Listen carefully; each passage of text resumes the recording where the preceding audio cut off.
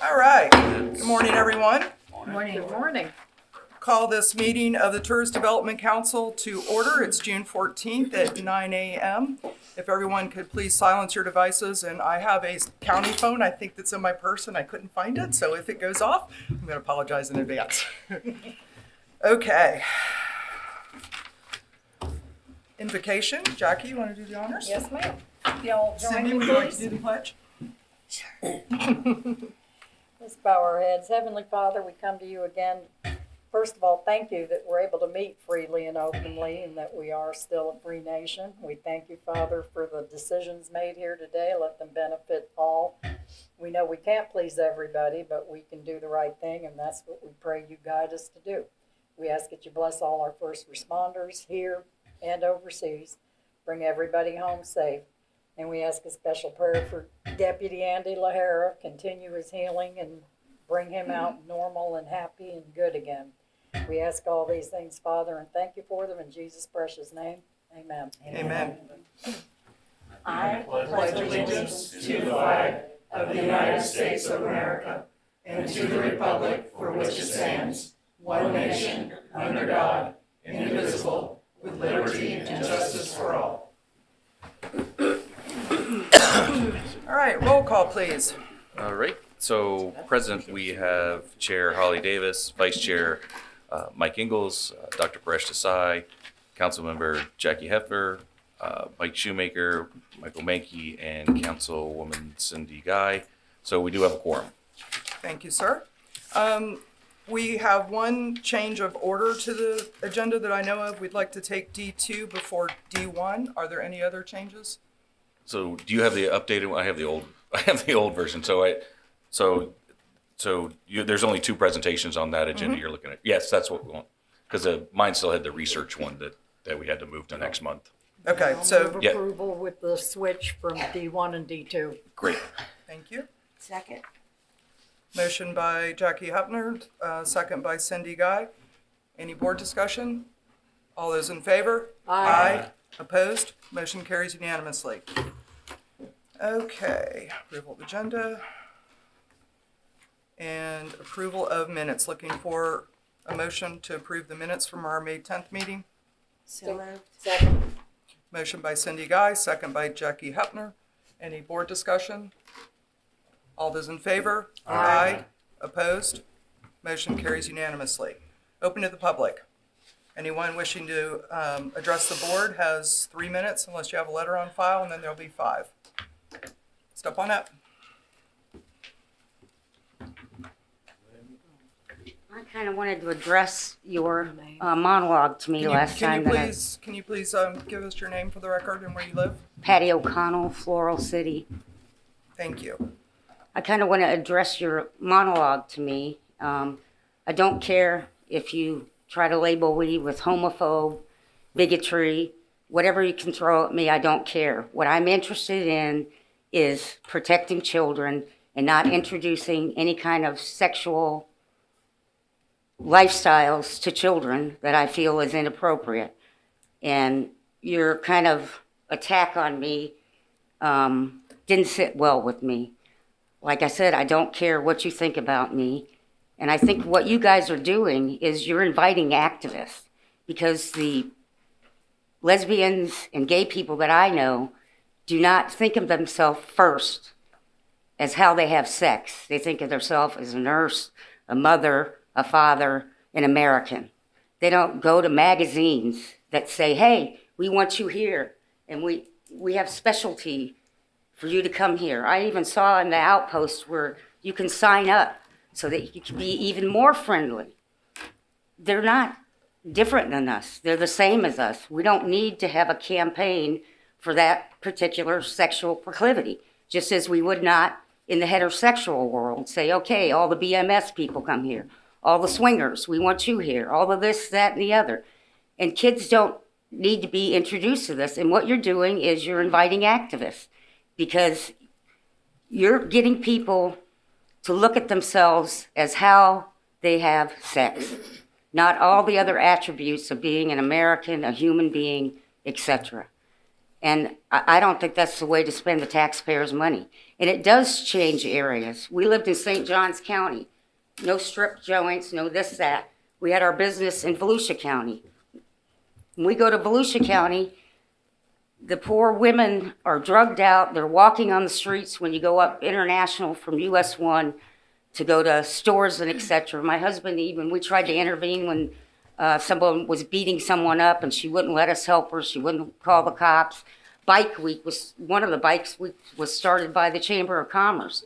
Most people can't stand it. Great, the restaurants are making money, the booze sellers are making money, the motel people are making money. For 10 days, you cannot go anywhere. I mean, there's, you know, and the Volusia County even says, our purpose is to expand revenue. And then they talk about making quality of life better. So I don't know what you guys' plan is, but we don't need special invitations for certain groups. Thank you. Ms. O'Connell. Would anybody else like to address the board?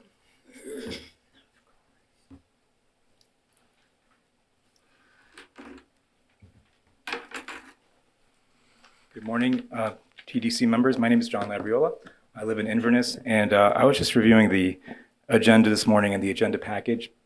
I noticed D1 has a Tempest Web advertising program presentation. So I was curious. I was not familiar with Tempest Web, so I went on their website, and the first item that they promote is promoting the BLM message in a joint project apparently with the city of Minneapolis after the George Floyd incident. So I feel clearly that, you know, this company, apparently from their own self-promotion of themselves, has a clear woke agenda. And I'm curious why, again, we're seeing this woke agenda come forward. I understand that it's kind of like the default position in the corporate world, but I think being that we're Citrus County, I think we do need to have a watchdog, at least on this board, to look at these things and say, hey, maybe this isn't for us. Maybe we don't want to be just like Minneapolis. Maybe we don't want to be just like Seattle or San Francisco or whatever. And when we're, you know, looking around to see what advertising companies we bring in, we look first, are they promoting wokeness big time on their you know, websites? I don't know how many of you maybe looked at that, but and this is just, I just took a couple of minutes this morning to look at it.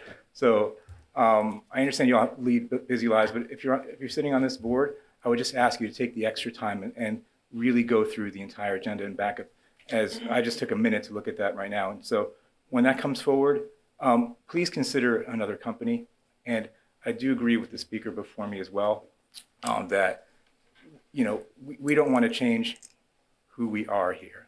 We don't want to push these woke messages. And the DEI thing, I mean, how nobody flagged that on this board when you all voted yes for it. I understand that Commissioner Davis said later on that she regretted it, that she was having a bad day that day, but what about the rest of you? I have not heard one word of regret or apology from any of the rest of you. And one of you said, you know, I'd do it again all over again. I'm proud of my vote. So this is clearly, you know, showing us that we need change on in the way at least we think about these things. We need to re-examine the way we're evaluating these programs from top to bottom. Thank you. Would anybody else like to address the board? Morning. Good morning. Mike O'Connell, Floral City. Just yesterday, I began researching methods used to improve tourism. I discovered a concept called market segmentation. According to leading tourism groups such as Gravitate and Forbes, MS is highly recommended as a foundational income producing principle. MS denotes classifying a population of potential tourists with different backgrounds, preferences, and habits into subgroups which share homogeneous characteristics. MS is said to increase customer satisfaction ROI. I began to ponder whether or not tourist dollars spent attracting a particular subgroup could negatively affect a quiet and peaceful community like ours. Browsing Outcoast Media's website, I quickly discovered there links to a variety of activities to explore. Curiously, I found promotions of men appropriating women's clothing and wearing enormous amounts of makeup. Intrigued, I searched a little further for the star-studded celebrities presented by Outcoast Media. YouTube, I thought. Turns out, one of Outcoast Media stars has appropriated the stage name of Velvet Lenore. Velvet, it turns out, has a plethora of unsavory musical and stage performances, one of which is called F Me. In it, he alternately sings and gestures about an unlimited number of bodily orifices where one can plug in. Another Outcoast Media darling is the winner of the tourist-pleasing and prestigious Miss Tampa Pride 2022 event. His stage name is Hazel Genevieve Embers.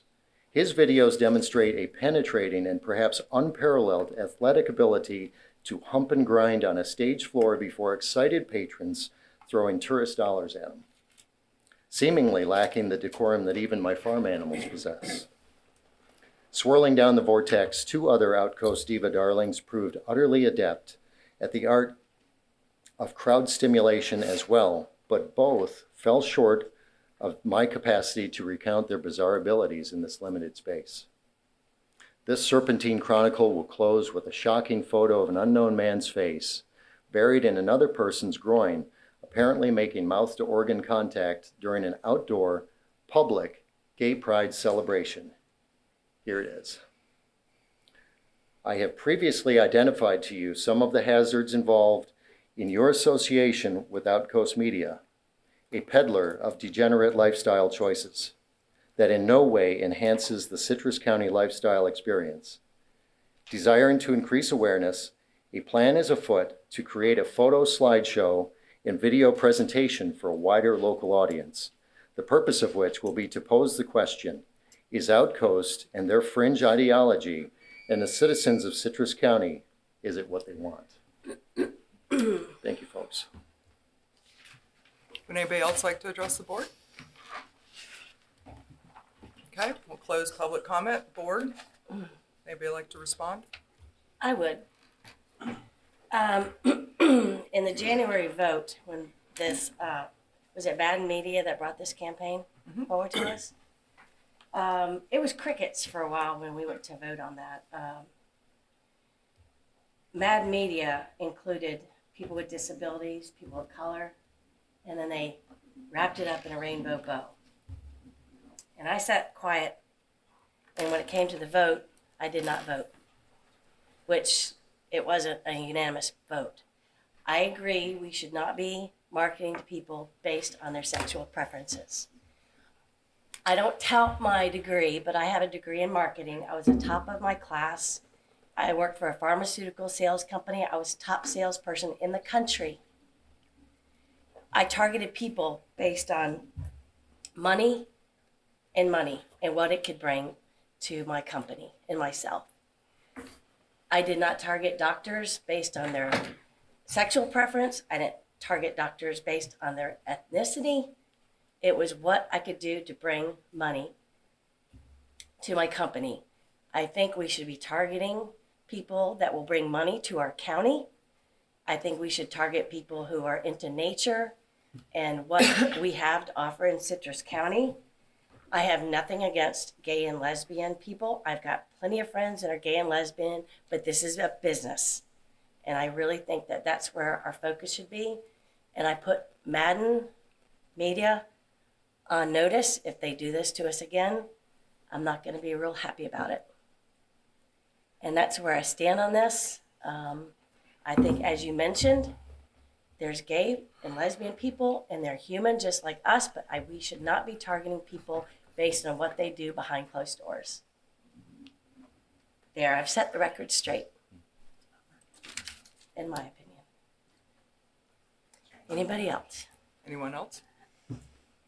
Yeah, I'll follow up. There's three parts to it, right? It's diversity, it's equity, and inclusiveness.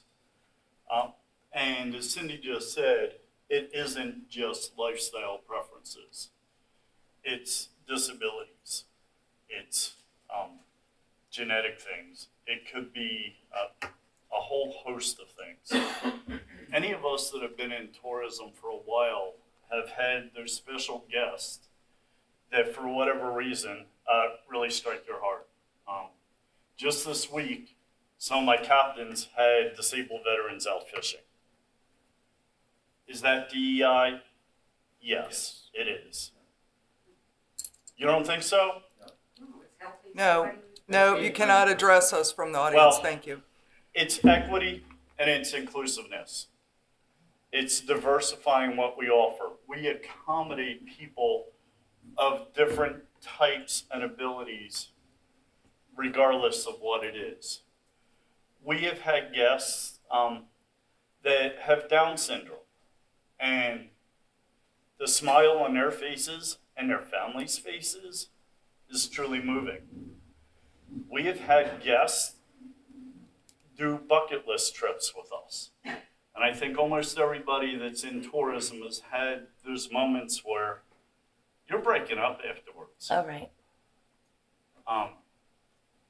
We had one guest that she didn't live long after the experience, but the family asked for a picture because they said it was the best day of her life, and that's how they wanted to remember her.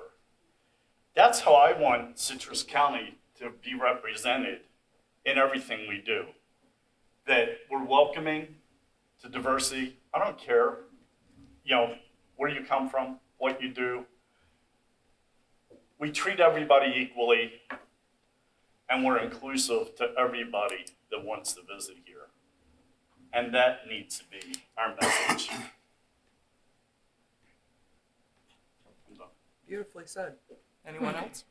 Can't top either of them. Diane? Nope. Ditto. So Mike, thanks. You almost made me cry. Citrus County is a family-friendly community. We always put family first. And that is not going to change. And if it does, I will be the first one to shut that down. I don't care if you're heterosexual or homosexual. I do not want to see you making out in public. I don't want to see you naked in public. This is a family-friendly community, period, full stop. And Ms. O'Connell, I am very sorry that you felt like I attacked you or was labeling you. It was actually the opposite, and apparently I didn't do a very good job of expressing myself, but I was trying to agree with you. We are all on a journey from birth to death, whenever that may be. And when I was a child, I grew up around straight white people. That's all I was ever exposed to. And now I'm 56 and I have friends of all colors and all, whether they're gay or lesbian or straight, doesn't matter to me. Just like you said, they're people first. They don't put what their label is first. They put their peopleness first. They're human. They're teachers. They're nurses. They're firefighters. It doesn't matter. So I want to apologize that you felt that way. That was certainly not my intent. If there's no other board comments, we'll move on to D2, Fort Island Trail Path Funding Discussion. Good morning. So, history on this, there was a original allocation for the engineering on the Three Sisters Trail, and it was moved to the Fort Island Trail when we were looking for the state allocations. Large scale project. Unfortunately, I think the state saw the large scale and didn't agree with the allocation. So that money has been allocated and sitting there. And at the 11th May 11th meeting, it came up that about shifting the money to a different trail. And so when I was asked about that, I said, it needs to go through the whole process again. At least, as we all know, the Board of County Commissioners can make the allocation how they see fit, regardless of our recommendation going forward. But we needed to follow the process of bringing it back to the TDC, seeing what the change is going to be, and making recommendations so we can go back. And then, as I understand, there's a placeholder for it on Tuesday to make the switch. So that's the history of it. It's that $400,000 has just been sitting in a line item, not doing anything. Unfortunately, I mean, we had hopes of like I said, we had hopes of a big thing, and Randy and I talked about it, and there were a lot of obstacles for that, to do the full trail from water to the road like we had planned, and that, and heaven forbid there was a bridge involved, and that would have tripled the cost according to Randy. So that's why we're here today. You can bring up the chart. Walt Eastman is here for public. If you have any extra questions, because I'm going to do the best I can to show you what it is, but he's more heavily involved in this. So the yellow lines you see are what we're proposing to use the money for. And so there's also, there's been an update. So where you see where it points to phase 1 on the lower yellow line, and then there's the upper yellow line, there's a piece of property that goes between orange and green that Commissioner Kennard has asked to investigate the potential of a purchase of that land. But that's theory at the moment. We don't know if they want to sell it or any of those things, but the yellow lines are actuals. And then the red line is kind of as Commissioner Kennard presented it. If we put the skin in the game for the yellow lines, then you'll see that'll trigger the state money for the red line to extend that trail all the way there. So I think this fits with what the TDC model has been on capital, where we put in some and we leverage a lot more. So that's the basics. Now I've exhausted my knowledge of the trail. So I'll be honest, that's all I know. If you have any in-depth questions, Walt is here to help you with that. But the key is the investment of $400,000 from the TDC triggers money for phase 3, which you can see is about $6 million. So that's a better return on a lot of the things. Usually we were looking for 50% match.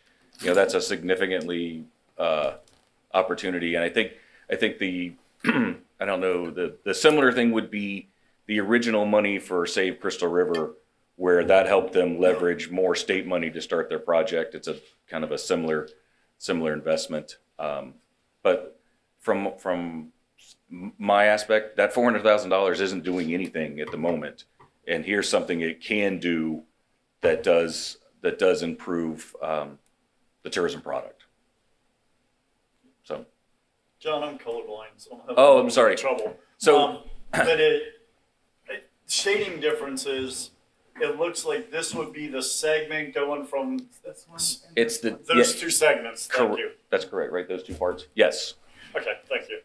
Sorry, I didn't know that. Now I'll send a note and you'll tell me which ones you can see and we'll fix it. Red and green. Red and green aren't my friends. Okay.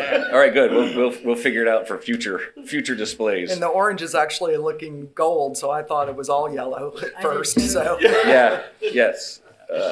So now we trashed your graphic. Sorry. Thankfully, it's not mine, so I don't feel bad. Is that yours, Walt? Well done, engineering. It was what I was provided. So yeah, So what we're looking for is a motion to allocate it from the existing Fort Island Trail project to this project, so we can move forward. Okay. I have a question. The two yellows don't connect And Oh, that's 19. That's that orange strip there is the highway. And they already have a trail along that section. Yeah, go ahead. I'm not gonna hurt my feelings. Come on up. Good morning, Yeah, board. please. Walt Eastman, Citrus County Technical Services Director. Some additional backstory or history on this. This started back in 2016 when we did a route analysis. We looked at 3 different alternative routes for this trail. This trail ultimately was selected by both the City Council, Crystal River City Council, as well as the Board of County Commissioners. At the time, this was all one project from Three Sisters Trail all the way over to County Road 46 and 44 where we have a trailhead. So we're going to do this all in one big piece. The TDC generously put $400,000 as seed money toward that project. We tried working with the DOT to get the additional funds. You can see this is back in 2017 when we come up with these dollars. It's not an inexpensive project. Unfortunately, the funding for the overall project did not move forward. As such, the BOCC and Commissioner Kitchen at the time reallocated the funds from this project to Fort Island Trail.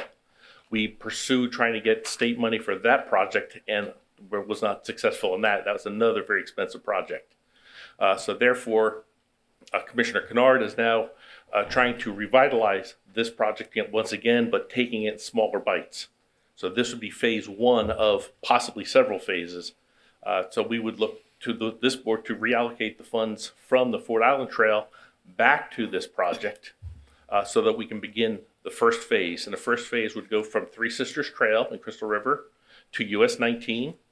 And there's already a trail along US 19. The state built that with the widening and improvements. And then along 5th Avenue over to LaGrone Park. As John also mentioned, there's a parcel of land that we would look to explore to see if the property owner would be willing to sell that piece of land. It's mostly wetlands, but we look at it as an opportunity to do possibly a boardwalk for an educational type of opportunity. So we would look to have maybe multiple connections over to the park. Yes, ma'am. but I guess that's where does this whole thing coming together hinge on that little square that? No. Okay. If let's say, for example, the property owner does not want to sell, Right. then we would do simply what's in the yellow. We would do the first piece from Three Sisters along Kings Bay over to 19, and then from 19 along 5th Avenue over to LaGrone Park. And that section along 5th Avenue by the green box, there's already a sidewalk in that area that we would connect to. So what property has to be purchased? It would be north of that eastern yellow, between US 19 and the green box. Okay. And it's buying how much? Just the right-of-way section? Well, Or- we'd have to talk to the owner to see if they'd want to sell just a strip for a Okay. trail, or would it be all or nothing? We'd have to talk to those folks. Okay. Yeah, that's been wooded for as long as I've lived here. It's just crazy that it It hasn't is been wooded, developed. and it's a very nice wetland area. Yeah, it's a wetland. Yep. Yeah. Okay. Any other questions? Yes? What's worst case scenario? We pay the 400,000 or whatever we allocate, which is fine. I don't care about that. But we build the yellow and then the red never happens. It depends, maybe, or we'll have to possibly do it in smaller chunks. The red was a bigger lift, mainly because of the amount of land that would have to be acquired. There's quite a few parcels. There's another exhibit that I did as part of the overall study that showed the various parcels that would have to be acquired. So that's definitely a bigger lift. Typically, the state likes to, the Yes. narrower the gap, I the got more it. they like to connect things Right. for us, which would be nice. But at And the they end of want the to see day, us the two connect. yellows don't connect. They do via the US 19. And there's a bike path on 19. There is. Right. Okay. Yes, Mike? The other, if these numbers are right, yeah, 376,000, is that already available somewhere, or is that the ask to the BOCC on Tuesday? At the time when we did this, the first time for this project, we were looking to use funding from Duke. The BOCC was going to allocate funding from Duke funds to make up the And difference. those funds are still available? As far as I know, yes. As far as you know. Okay. Yeah, And we get a running total of Duke funds all the time at our meetings, so. Okay. And then the other question is really, Ms. Guy, is this something the city wants? I mean, And I realize you can't speak for I mean, your we just- fellow council members. we just don't have money in the budget for it. So it's something you want, but you don't. It'd be you wanna nice, fund. yeah, but as far as we know, the Duke funds are there. We're not sure. I would not have that information. Right. But if it just showed up and dropped out of the sky, the Right. city's not opposed to it. Of course not, right? Okay. Yeah, and again, some additional backstory. The project started as an initiative between the board and city council. Right. They wanted to find a way to connect Crystal River over to the trail on 46, Right. which connects to the trail for the Suncoast, which connects to the Withlacoochee State Trail. So they were looking at all those interconnected activities for folks. That was the ultimate goal. And impact fees would qualify for this, yes? I would think so. I mean, so we have got Duke, we got impact fees, park, we can't do a linear park like this because, That'd be an OMB question. yeah, I don't believe park fees would be, or park funds would be available for that, but impact fees should be. So, okay, All right. Thank you. thanks, Walt. Okay, looking for a motion, I guess, unless there's any further board discussion?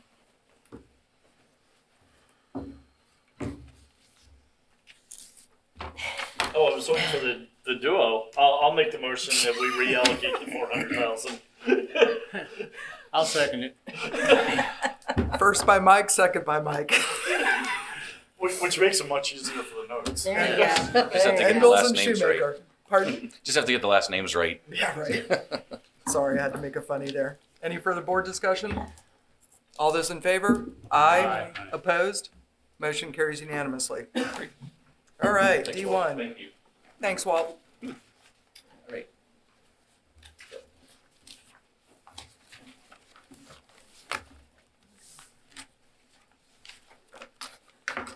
So, as you know, we entered into the program with Tempest, who built our website for destination signals. And this is something that that was presented to me, and I like the idea. And that was part of the original RFP on the website was, should we want to sell advertising on it, let's build it that way so we don't have to come back and spend money to retrofit the site.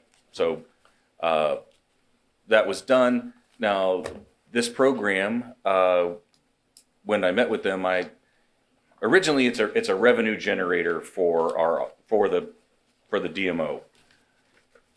I didn't want to make any money on it. I didn't think that was the right way to do it, was to have our partners pay in and us, make money on it. So what we've done is I asked them, well, what if we just roll whatever we were going to get back into the program and make it, the longer you stay in the program, the more money you save. We also switched from selling ads in our magazine or visitor guide because it's really labor intensive for us. And honestly, if somebody asked me, I couldn't tell you how well those ads performed in the book, other than I could tell you where we distributed it and how many we mailed out and those sort of things. But I didn't have any real answers for what. So this program allows for that answer to be found out, right? You know the click-throughs. If you have an ad, you know exactly how many people have clicked on your ad, and you can follow along. And I think it's a better use of our partner funds. If we're going to ask them to pay for something in advertising, this made more sense to me. So Sidney Abramson is the force behind that. And also that we didn't have to do any of the sales. That was nice. That saved Terry quite a bit of effort and to let her focus on the other things, 9,000 things that we were giving her to do. So Sidney's here to tell you the update about the program and and how we've moved forward on a couple of changes. So I'll turn it over to him. First of all, it's always nice when you can start and basically I can skip my first 3 slides because you did it for me. So thank you to the board. Appreciate you all having me here today, and thanks again for John. Your all's continued partnership with our our team and our program for the website and for the advertising. So yeah, I just want to do a little bit of program update. So I'm going to have a few slides to share over here. I'm going to skip that one. But so a little bit of background on Destination Signals. So essentially what we do at Tempest is we work with about 280, give or take, destinations, and all different sizes. So we have small, medium scale, large scale destinations. And the goal with our company is really to try to use our innovation, our technology, our websites, our CRM platform, our marketing, to really, connect the destination with the community, advocate on behalf of the community using our technology platforms. So after we launch a website, our biggest goal is we want to continue to work in the community. We want to continue to work with, our client, obviously, and we activate different programs. So Destination Signals is our community activation program. Essentially, the biggest goal with this program is to take the value, the traffic, the motivated travelers, the locals that are coming to this destination website looking for things to do and events and neighborhoods. We want to connect them to local businesses, local partners. So we have sponsored content opportunities that we offer on the website for businesses, whether it's a manatee tour company or a restaurant or a hotel, to have an area to market. Essentially, like John said with the visitor guide, it's a replacement of that, but it's very tangible. We can show the return on it. We can show how many people are seeing it and clicking on it and referrals. It's very, we do creative updates, so it's very flexible, and a lot of the partners really enjoy it. So that's really the goal of this program and how it got started. It's been very successful so far. So the program started in September. Our first partner went live in October. And again, the biggest goal with this is we always say kind of position the website as a shared community asset. So we want all the industry partners, tourism partners that make up the tourism industry to have a part in it. So everybody does have the ability to be involved in the program within the tourism industry. So that's a very special part about it. The other very unique thing is that it was completely free to implement for the Crystal River Citrus County organization. I think Yes. on your last slide, you had a typo. It said 3.1 million visitors to littlerock.com. Yes, it did. Oh my goodness, I'm so sorry about I'm that. thinking, why Little Rock? Okay, so I just did this. us? I just did this presentation 2 weeks in Little Rock, and that is one area that I missed as I was going into changing things. So that is definitely I feel your pain. discovercrystalriver.com. I run an ad So is the agency. I feel number your correct? pain. The number is correct. Yes. The number- 3.1 Yeah, side. the number is correct. Yes. That was Yeah, only- littlerock.com does not have that many visitors. That's why I do know brought it that. up, not to shame you. I just Yeah, wanted no, to the know what number's it correct. The was. website is wrong, so I apologize. It's nice to know that we have more than Little Rock. Hey, that's right. Yeah. And that number from last year is already up. So when we update these numbers for this year, you'll see that that's already up. So, but again, it was completely free to implement. That's kind of the unique thing about the program is once we launch a website, we want to activate these programs. There's no upfront cost for the organization, so there's no budget line items. It's simply us coming in and we relieve Terry from advertising in the guide, and we do all the community engagement. We engage with the partners, tell them about the website, find opportunities, and we manage the program for them. So that's the unique part about it. I know, as John said, this was the first website that we actually did a partner discount model. So this was one of the ones where we didn't do the revenue share just because they didn't want any revenue coming in. They wanted to honor that to the partners involved. So after year one, when a partner does renew, which will come up in October, they'll get 15% off of the advertising, but the value stays the same. Year two, it's 30%. So the longer they stay in the program, the higher the discount is. So, but the value again stays the same, which is the special part about that. So a little bit of background on what I do, and this is kind of what makes the program special and why Terry probably enjoys it so much, is that, essentially I'm working day in and day out in the communities that we have this program and talking to partners, coming in 2, 3, 4 times a year like this. Just tell them about the new things that the website has, unique opportunities, different pages, the traffic, who's coming, and then ways that we can help through the program, and essentially just finding those marketing opportunities for those businesses. So that's what I do day in and day out, and our program manages it. We do all of the agreements and the reporting, and really just try to take that off of the organization and deliver that value, to the partners. So that's really what is the special part about it, is that engagement side of it. Outside of that, some of the services that we include that have been a really big, especially here, just with so many moving pieces with seasonalities and the businesses doing manatee season and scalloping and et cetera, is having unlimited creative updates. So you have a sponsored piece of content on the website, you update that creative whenever you want. When you have a magazine ad or a travel guide ad, it's kind of stuck on what it is now, and 6 months from now and a year from now, On the website, it's very tangible. You can change it in and out. We change the photos, the headlines. So that's a very popular part about the program, especially for partners that have season-long things that are changing every season. And we have flexible run dates, so we can work with an event or we can work with a seasonal business and do short-term run times. Most partners obviously do just the full year because of the renewal and the discount, but we do have the ability to work with all different types of partners and businesses. So how it's going so far? So since we started in October, we're right at about 20, I think almost 21 partners that are currently participating in the program. Amongst, between all those 20 partners, we've delivered about 4.8 million impressions, which is how many people have seen the pieces of sponsored content. That is a very big number compared to most of the other sites that we work with, especially when you have a site that sees 3 million impressions a year, site visits a year. To see, higher impressions with just the sponsored content is very promising. Biggest thing is the 115,000 plus referrals. Those are direct clicks from a sponsored piece of content for a business to their website. So that's a traveler or a local or somebody that is obviously clicking from that piece of content to the business's website. With all that in mind, it gives it a 2.3% click-through rate. Our industry average is 0.9. So that's very promising. So it's performing really well. Obviously, the partners are seeing a really good return on it, and we're happy about that. To see a cost per click at the bottom of a 22-cent cost per click when it comes to the value and the ROI on it for a industry partner, that's very promising because the industry average is about $1 to $1.50. So that's we're very excited to see that. So far, those numbers are staying consistent and actually getting a little bit better as we go. So everything is very optimistic about that. So the biggest reason I'm also here today was to announce that we actually have done some new developments. So over the last 8-10 months, we've kind of gone and looked at all the websites that we work with to try to figure out, what is working, what's not working, what kind of changes can we make. The biggest thing that we saw was, previously we had 5 ad units or sponsored content units on a single page. It was kind of getting a little heavy.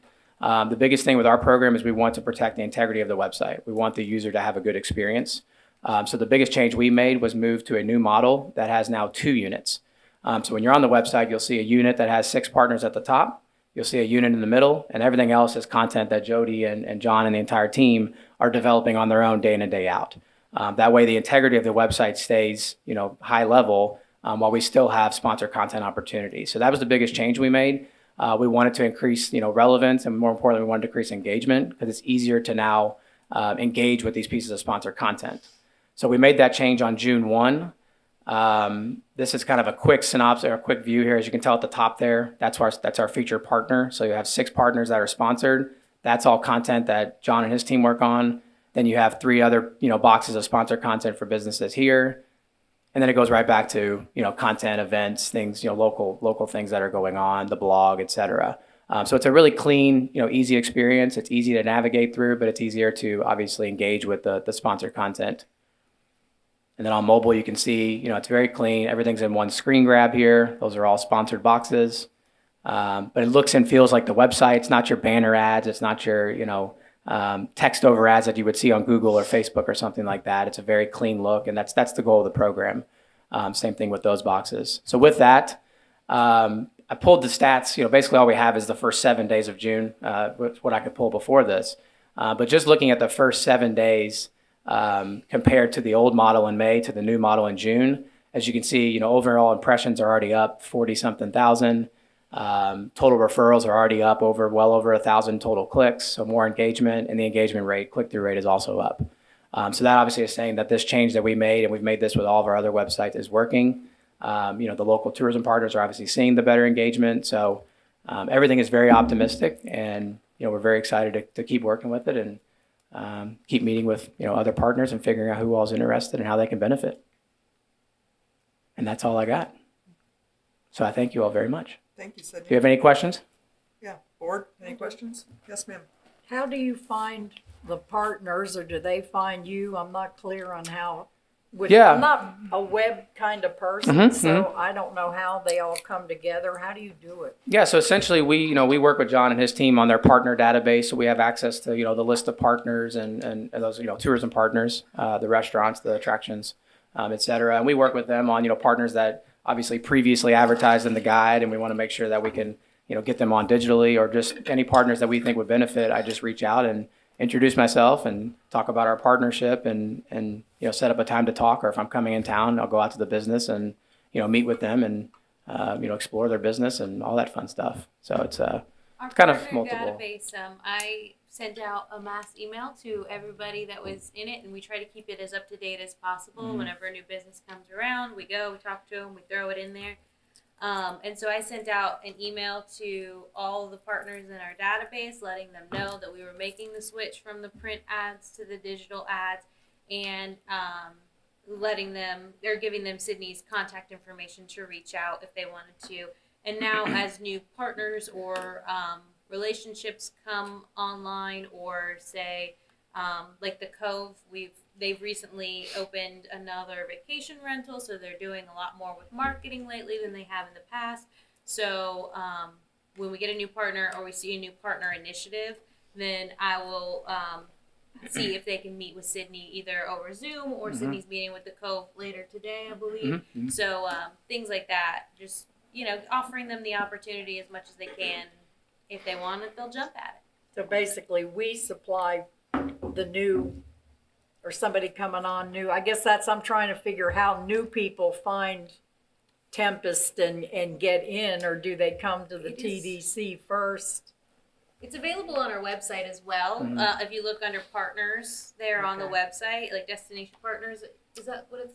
Yeah, there's a section on the website, Yeah. for partnership, and then within that, there's ways that a partner or a new partner can find resources, and we have a page on there for the sponsored content and.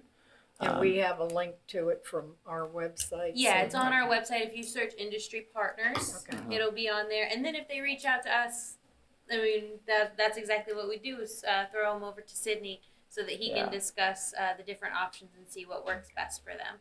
Much more clear, thank you. Oftentimes too, when Alyssa's out doing content for social media, she'll run into people that ask about advertising, and she'll pass that on to Sydney. Good. So we talk to Sydney a lot. Always hunting. Yes, ma'am. Always be hunting. Thank you. Any other questions? Perfect. Thank you. Sam. Thank you all very much. I appreciate it.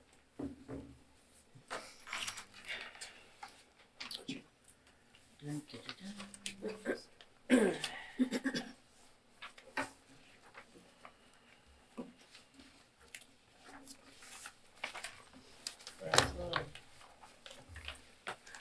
So, budget. So, what's in the packet is what I submitted this year for the FY24. We were able, since we've been successful, we're able to, the starting budget is $2.1 million. Let's see. So that's a significant increase from the previous fiscal year, at least at the start. I mean, we've always been able to add marketing opportunities to that starting budget. So if you look at the spreadsheet, I should have printed these in color. But if you look on the first section, on the first page where you see the 5,400 line, there's a number of the things that are in a box, right? Like kind of a gray box. Those are new initiatives that we're proposing. As you can see, there's a significant number for Latin America. Visit Florida is making a strong push for that as a new segment, mainly because they're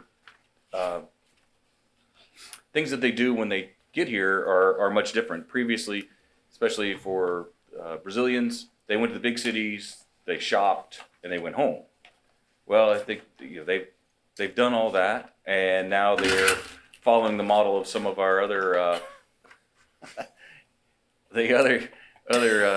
some like the Europeans, where they're getting in the car and they're driving around and they're seeing the other parts of the state, and they're discovering us, and as we always say, we have something that nobody else has, and that's that.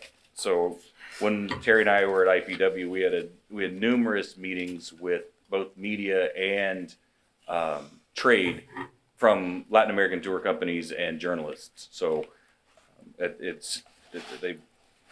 they want to know more about what we are, and so we're going to cater to that and showcase that.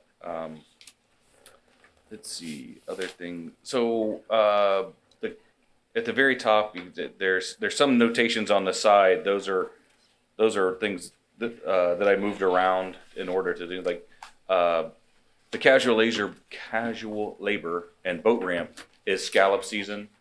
As you know, the hourly rate is going up in terms of to reach the ultimate minimum wage. So Parks asked, can we help? So that we added $3,000 to that line item, just kind of to do that. I think it's a worthy program, and I believe that the people that are on the ramps and going out scalloping and things are thankful there's somebody to help.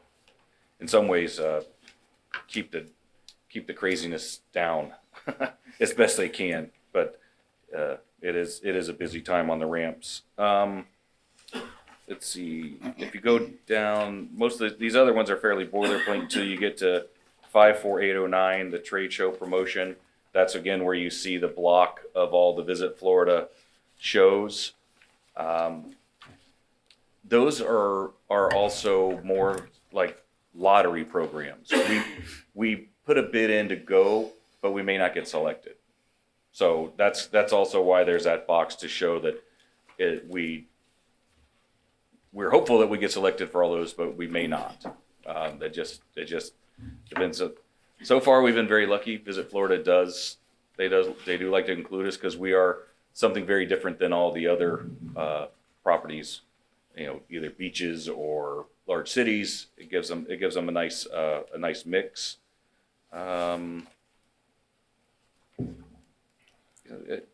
rest of them are fairly, they're fairly straightforward in terms of what we're repeating what we're doing.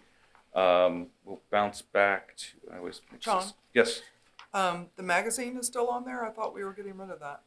We still use that line item for the printing of it. Okay. We had a contract with it, but we still.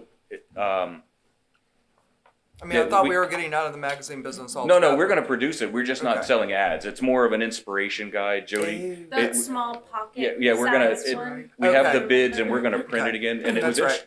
Yeah, but we're just not doing the. I think we voted on that a year ago. Yeah, so not the forgive magazine my style. memory That's on fine. that. No, we still want the collateral piece. It's just shifted, Yeah, I remember that. right? And Thank you. So maybe it's semantics. It's collateral versus magazine. yes, yeah, these are things that are already in the system. So it's to cover the printing cost, as opposed to putting it in the printing line item. I guess Okay. that's the. Got it. And it also allows us sometimes if we have to, buy a photograph or if we need somebody to write something, that's also where that comes out of. So we don't have to do budget transfers and things like that. So let me see. Okay, there it is. 54807 is our marketing line item. And you can see the starting number for the media plan is 6,000. I'll get it in a minute. 696,000. Bouncing around like we're gonna spend $6,900 next year on marketing. Hope for the best.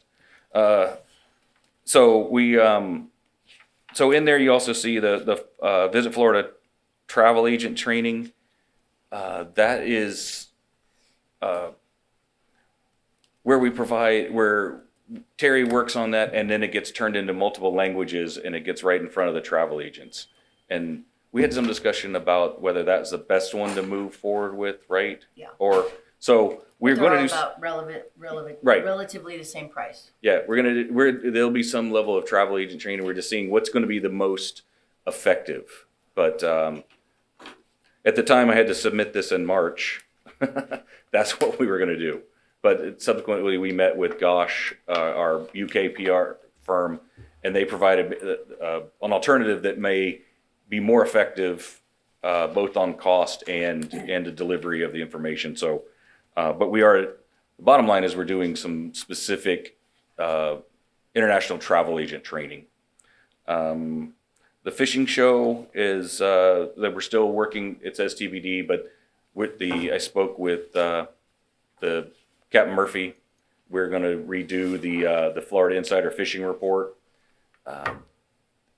They wanted to redo the national show again, and I told him, I said, that was a one of.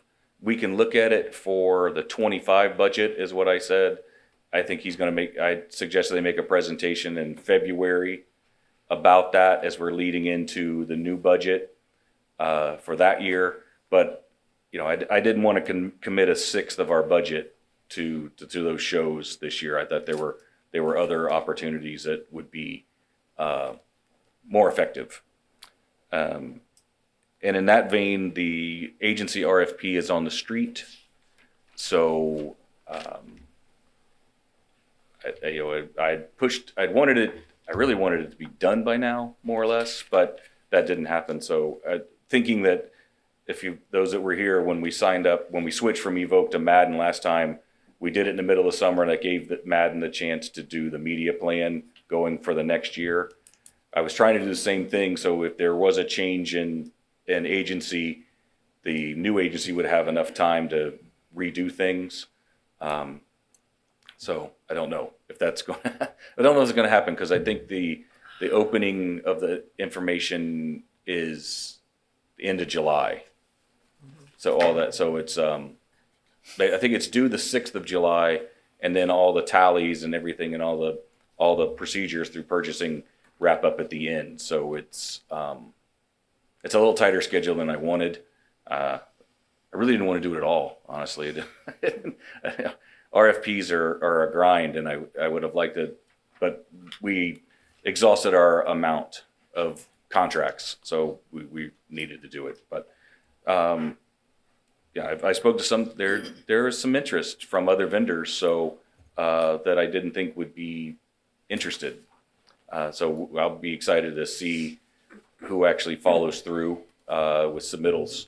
I've got several questions on my desk already that from other vendors to answer for purchasing. So, but it's, that process is going like it should at the moment, and we'll move forward.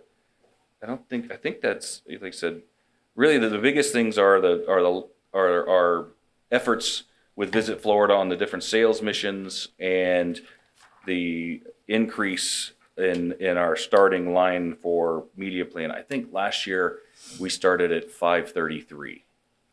So it's about $160,000 more in that light item to start the year, which is significant. So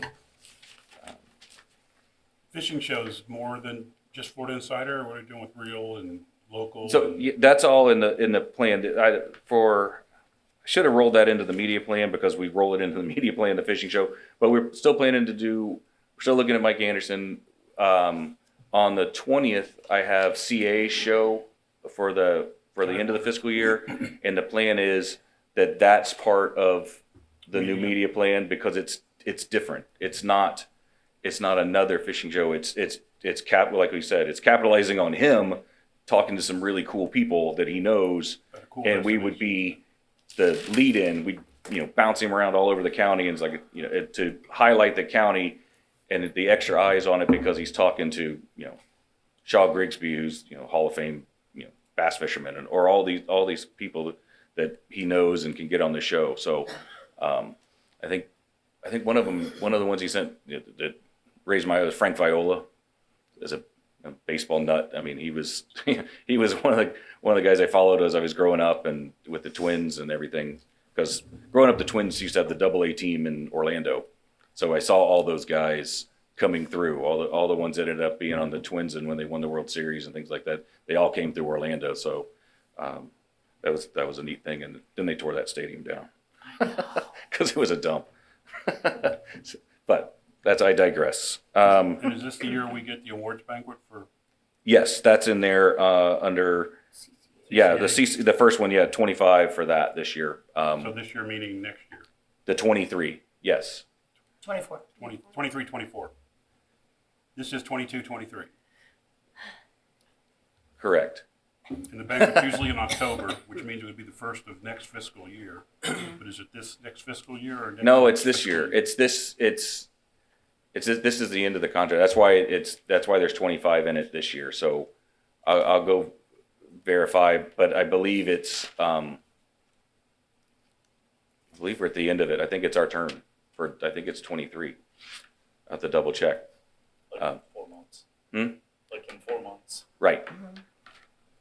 Right. I'll have to yeah, thank you, because now I forgot.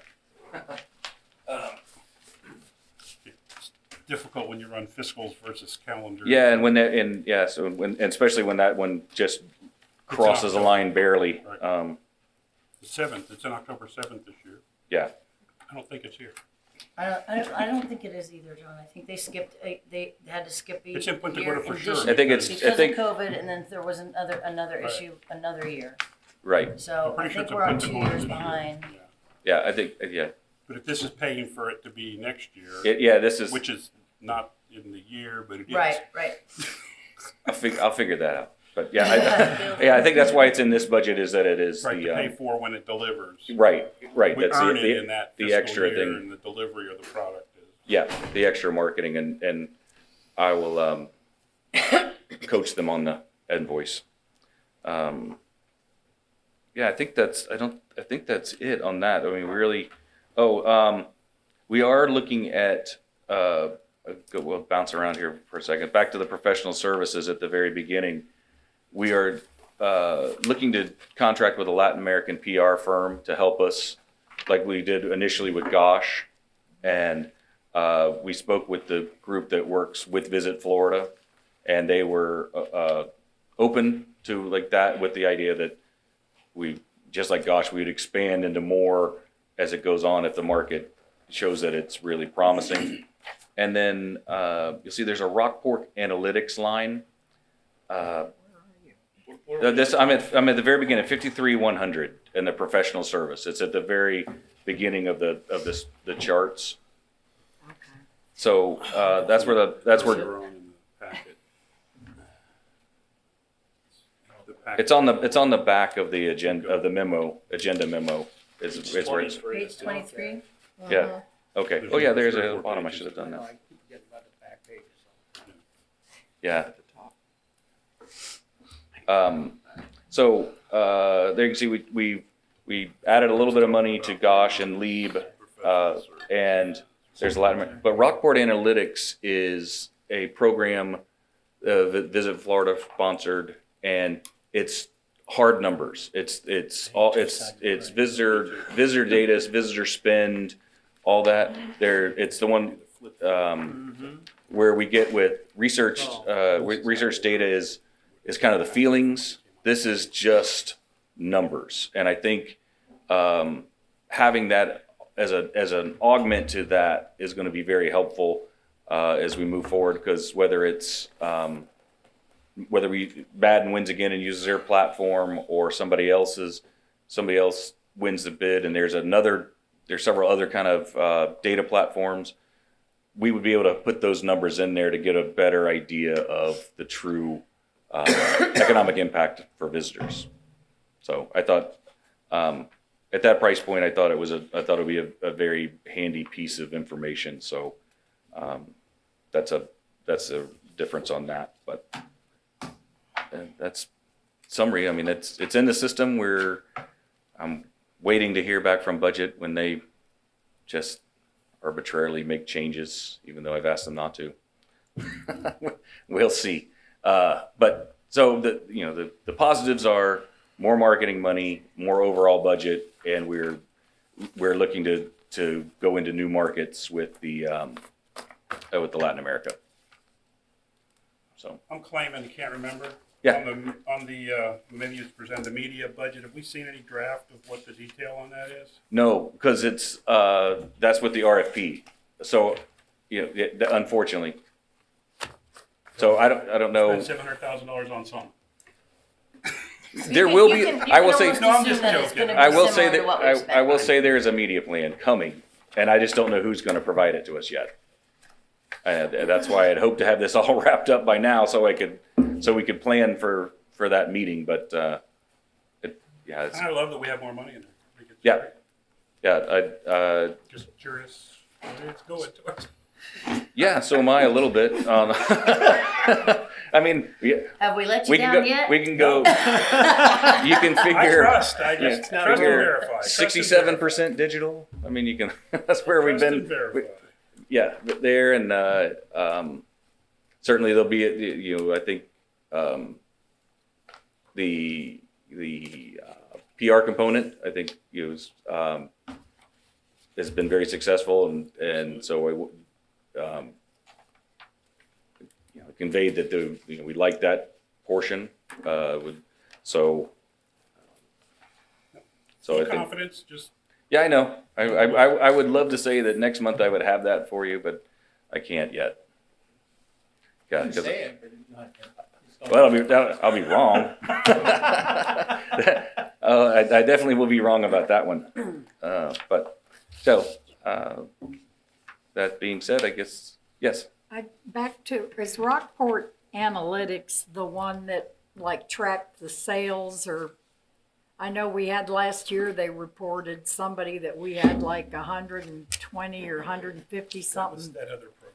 point. I wasn't sure. That's what it the was. Voyage, where that's that component is. It's the company is near. That's the one that tracks your phone, Yeah, and so we have all the points of interest where they come through, and so we get a percentage of everybody that comes through.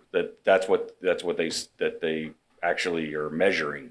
It's not 100% of the people, but that's what this is. This is strictly they pull all like the credit card data and all that. We can see the markets and those sort of things. It is really data.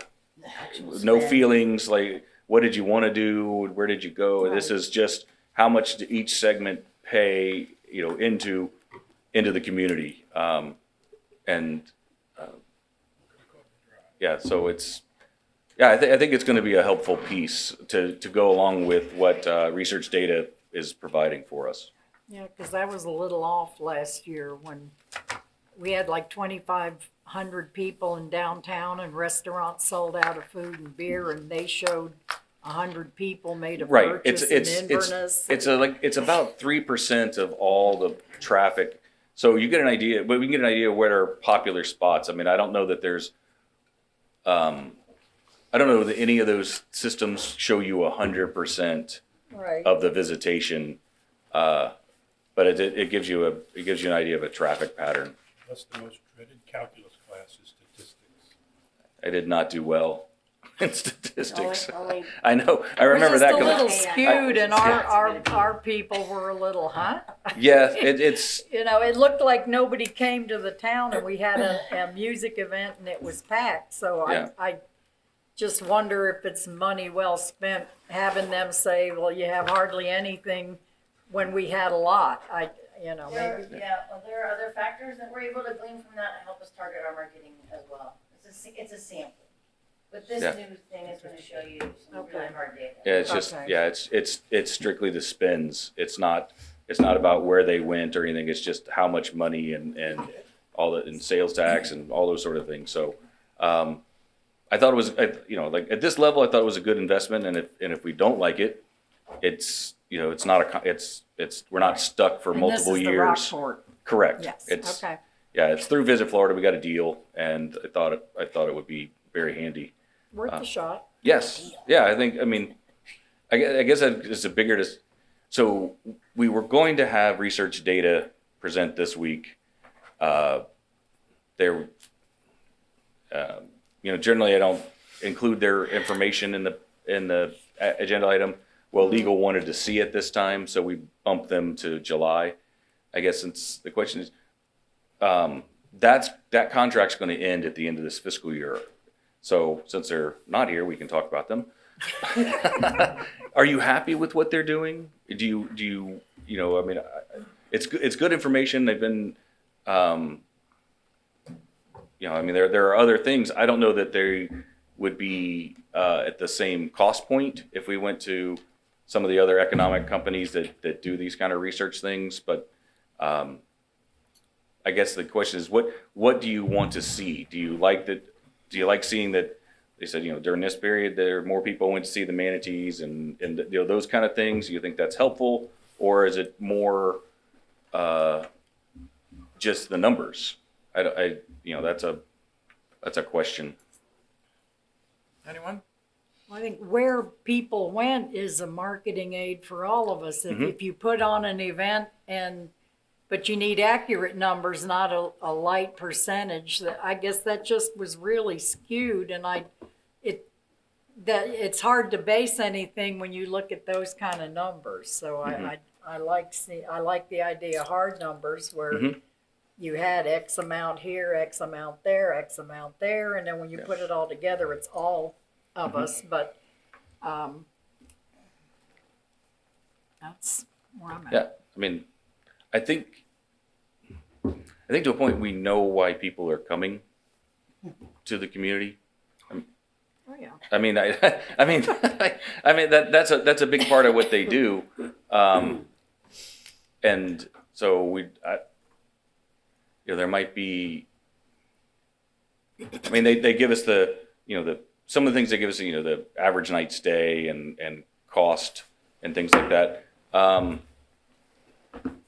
A suggestion is we do a 1-year contract with them and see when we get the Rockport numbers and what we get from them, and we can match it up and then decide how we want to proceed. How deep of a dive would Rockport go? Because I think this bridges on the concept of what we're charged with, which is putting heads in beds, and what Jackie's talking about, which is how many people showed up at an event that may or may not be related to sleeping in rooms. Yeah. So is there a way to deep dive into an event where we know the Mega Bass tournament over there had 5,000 people show up and 4,999 of them lived here and the other 2 showed up from the hotel? Yep. And then that gives us the information. Or is it the reverse? I think it's a great program. I was there for at least a few hours. Drug Chris with me, Christian, but not drug. He wanted to go. He loves the bass fish. That's his thing. That's, I guess, if we need more detailed information, getting back to our mission and status, is it for what we're trying to do? We had this discussion 8-9 years ago as it relates to how much money we spend to get day trippers from the villages. And that, functions back down to whose job is it and what are we charged to do and how do we spend our resources to get there? Not trying to diminish the value of those experiences. But again, we got to look at it from what Cindy was saying earlier, business perspective, and what we're charged to do with the money we're charged to monitor over. Well said, Michael. Any other? Yeah, with RDC, I've always had a bit of a rub with their numbers because I don't understand them fully. And part of it is it's a homogeneous look at all the visitors, and I think the stay length and the spend and all vary significantly from Mike's guest to Michael's guest to I don't even know if they have any data from vacation rentals. I suspect that a lot of Mike's guests are probably going to Publix and Winn-Dixie and cooking meals at home, whereas if they're staying at Dr. Desai's or Michael's places, then they're probably eating out more. So their spend is wildly different, their activities are different. So to me, that their data needs to be segmented by type of stay, because It is a little bit, today's because they end, ask you who you are. What is your business? Are you a hotel? Or are you a campground? Or what? right? So And but they today's don't end, segregate it at the end of the day on the numbers. They don't. They ask us during the report what we are, right? but when we get the report, it doesn't have a breakout. It's merged As to together. all 8 or There 9 might be different something to ask. segments. Yeah, break and that down. today's end, they have a lot of workers that stay there. Sometimes 20% of their rooms.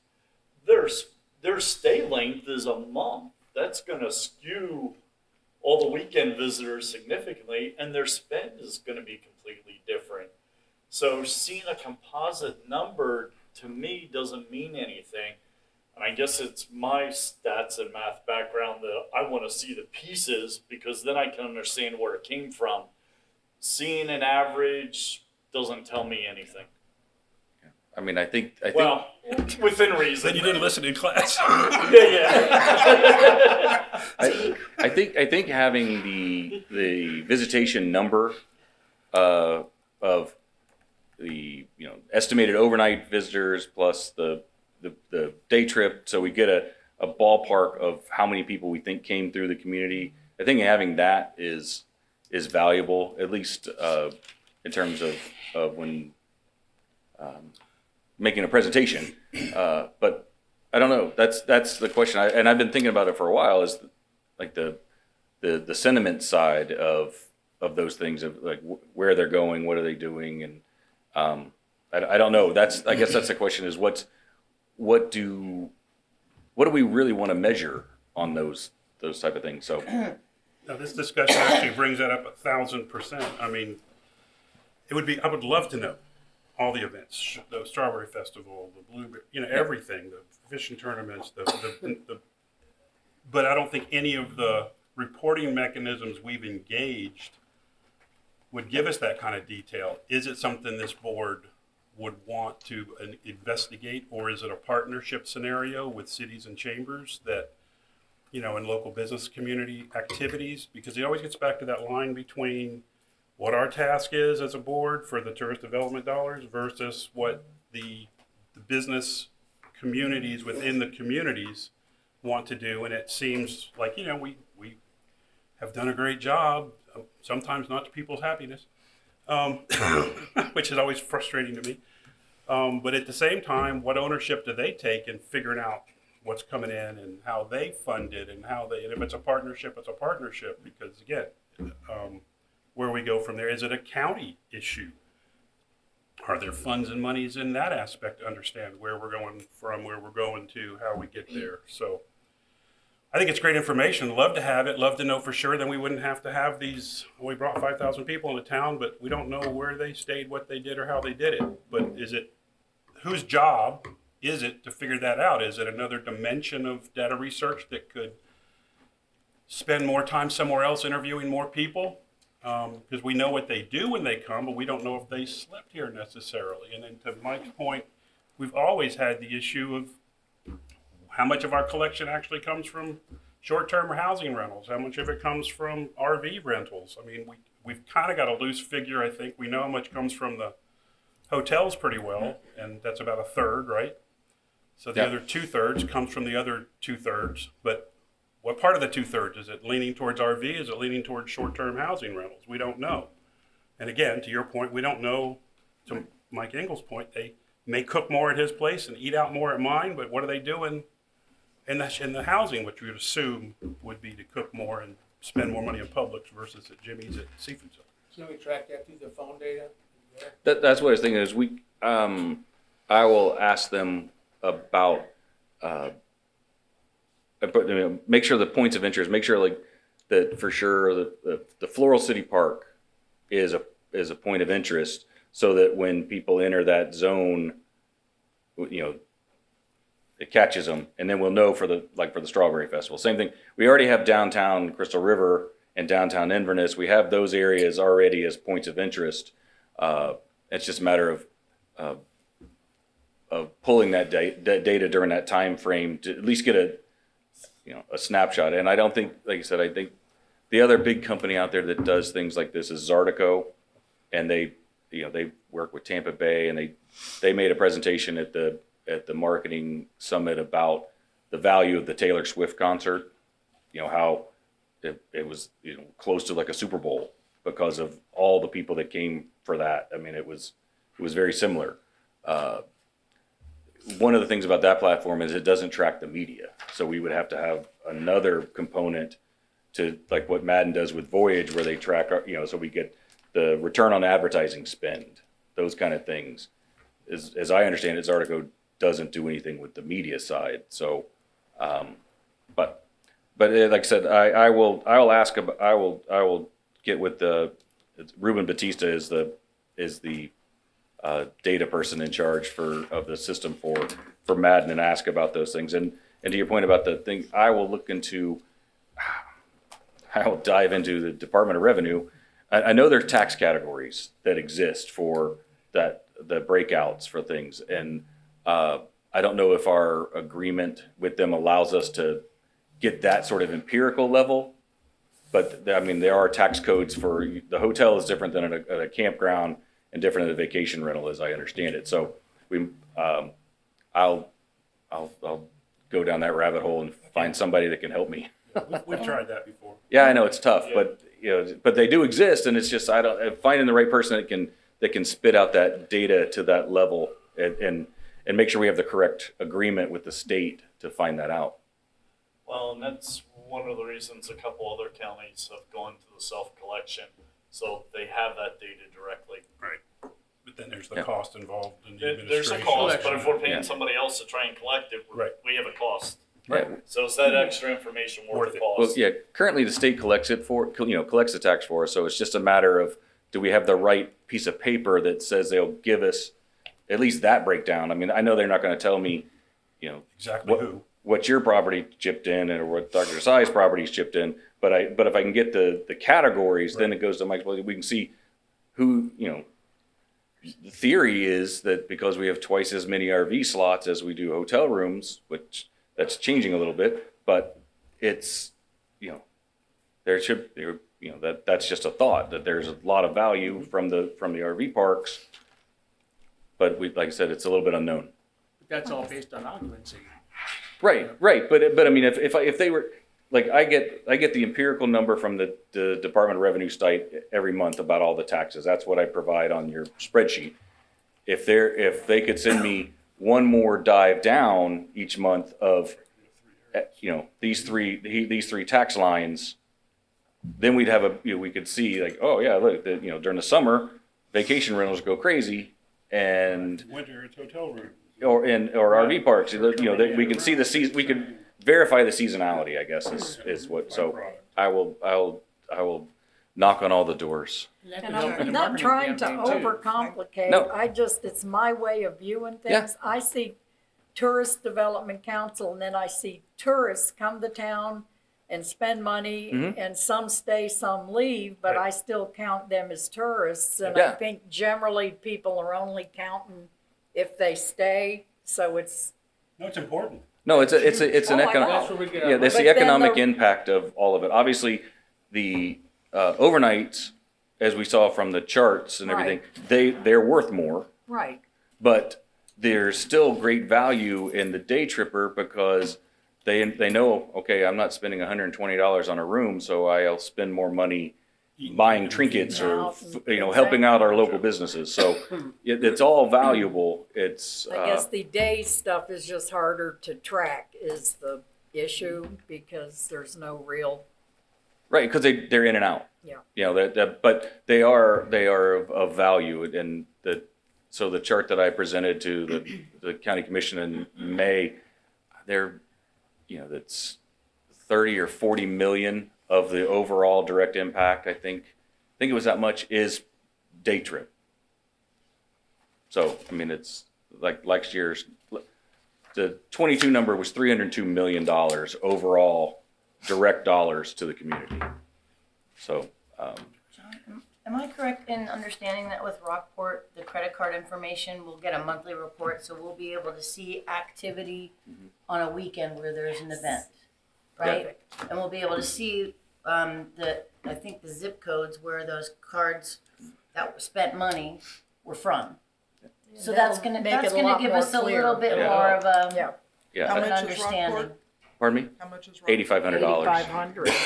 So I have a call with him mainly to tell him that we want to do it, and you just have to hold off on the piece of paper because I don't know who's going to sign it yet. In terms of, like, we always have our agency be able to sign those things for us to make it easier on the process. So and then I can find out those questions about. So for this, remind me exactly how far down we're going. Do I need to go, move $5,000 to it to get what we just discussed? Is at that level? That sort of thing, just to verify what we're doing. But yeah, it's pretty extensive. I wanted to buy it when I was in Gainesville, and it just I think the contract it's always a contract with the government, right? That legal team did not like some of the language in the contract, so it just didn't happen. So that's having our agency sign some of those things does make it a little easier on the whole. So, but yeah. Does that wrap that up? Yeah. It's like I said, it's in the hopper, and so I'm keeping an eye on the clock. We're running a little late. are we? Hasn't moved. It hasn't says it's moved. still not 9 o'clock yet. We haven't started yet. Okay. So the last 3 thing, minutes to the 9. last thing, and we can I'm like, oh my is God. the scalloping asset update. So I do. This would be a special projects opportunity. Ultimately, so there's two proposals in your packet. There's floor and ceiling. So this is Color Earth is the same group that's done some work for us previously. Shane and Ramona. That's how I refer to them. I didn't realize the name of the company was Color Earth, but I was telling you, Miles started a relationship with these group. They did our last one, so their proposal is we grab the same family of models that we did when they first were here. So now the kids are 3 or 4 years older, and it shows the legacy and the return of what scalloping means. Is the family returning back every year that we know happens because we have friends that bring their family back every year. But then it shows up. They can intersplice the first trip, and now we're back, and the kids are still older, and they still love going to grab the scallops, and they do great work on top of that. They've done some manatee stuff for us. I had them on my boat. Yeah. Yep. The They were wild current kids. scalloping. Oh. Yeah. Yeah. So Woo! One at a time. yeah, I'm just yeah, gonna grow up a little bit. yeah. So we'll see. Maybe they've escalated the crazy, or maybe they're moving towards being people. I don't know. We'll see. Instead of double spawn? Yeah. Right. Domestication. Yeah, right. So we'll see where we're at. But I think that idea really intrigued me because we always talk about that this is, especially when we're talking to people about scalloping, that's the word I was looking, not legacy, tradition, that this is what we do, right? We come back to the Crystal River and Homosassa and we do scalloping because we love it there, right? Mm-hmm. That's the heartstring of the video and things. And then it's time for new assets on that anyways. I mean, they, like I said, they do great work. So Their video was actually Jody. very, very nice. yes. Jody, you wanted to say something? Yeah, the current assets we have are almost entirely from Color Earth. So the one of the little girls standing there holding that scallop, that's like our number one used. That came from Shane and Ramona. Almost all of our, Madden has done a little bit here and there, but the majority of it was from their 2017 production. So it's been quite a while since we've updated. We should refresh those. But so I see a floor budget and a ceiling budget. What is the difference in the deliverables? There's quite a bit of difference. There's I was the number. having a hard time spotting it. Right. Since it's 50 images at the bottom. Yes, so it's the number of images. It is the number of videos. So with the floor budget, we would only receive one completely edited video from them, whereas the ceiling budget, we would receive 3 to 5. So it would give us. Where is that spelled out? How am I missing this? Let's Because it see. says up to 50 photos on both. I can't even read it. It's micro. That's all rights and ownership. Yeah. That is not denoted. Let's see. Yeah, because the differences I saw were in the details like lighting and stuff like that. Yes, so that would be the floor budget. There's no grip, so the lighting and everything like that would just be natural versus getting that more professional look to the video. But in our, I don't see where it is. I think that's what it's the production cost. It's it's the extra lighting. It's the upgrade, because if you look down at the bottom, the 3 numbers that add up to the total, that's where the difference is. You see the total pre-production on the best one is $11,000, and it's $9,000 on on that, and then post, there's a $3,000 difference between the two. So that's where I think it's the quality of everything. You're right about the photos are being the same, but there's $500 difference between that. So I know it's But $7,000. is it the same number of videos? No, the better one we get more. But that's what Where I'm does saying. it I say don't that? see that in here. So that would be One-time fee part for of any the video and post-production, sales. because they're gonna come and they're gonna film, and the grip and things like that would You be know how different, many but in the. proposals I've been had a hand in So my at the end life? of the You day, we always gotta pay detail Right. the to deliverables keep for our the own difference. video. I understand completely, and that's something we So- can easily get Yeah, from you them. Shane is so easy to work with, and if I asked him to list that out, that would be. I was say it was provided in No the problem. text, and then not on the piece on these bid numbers.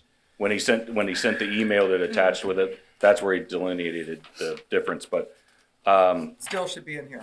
yeah, I agree. Yeah. Okay, so When were you looking to run this by the county? Like, do you need approval now, or should we wait till we get those details to see them? Would it be possible to, sorry, John, but Yeah, I'm just listening. because I've been the one communicating with Shane, would it be possible to add in those delineations before we bring it to the county? So get a vote on it here today with the understanding that those will be added in before we bring it to the If you BOCC? can pull up the text so we can read it into the record what we're voting Sure. on. That's no problem at all. Just.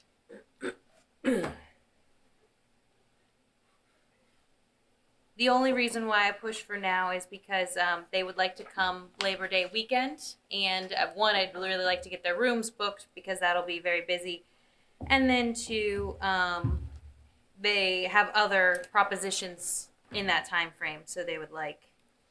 No, and scallop season is upon us. I understand the Mhm. need for speed here.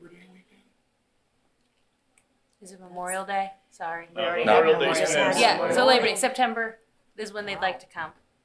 Scallop season's Season's over over. then. That's about the end.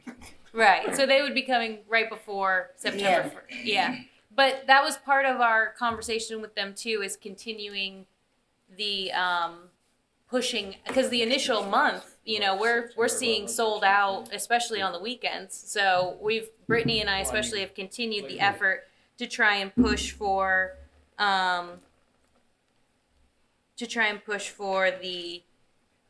end of season. Sorry, I'm reading and talking at the same time. It's never going to help. Yeah, if you can give us the difference in the deliverables, then we can take the temperature of the board, which way we want to go, and do a vote.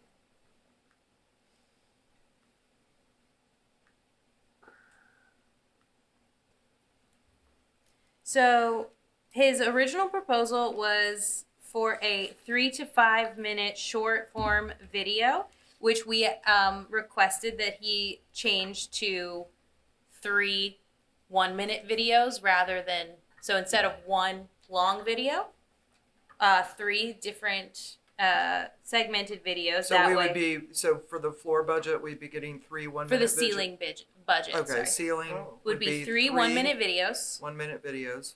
Along with the selects and short clips.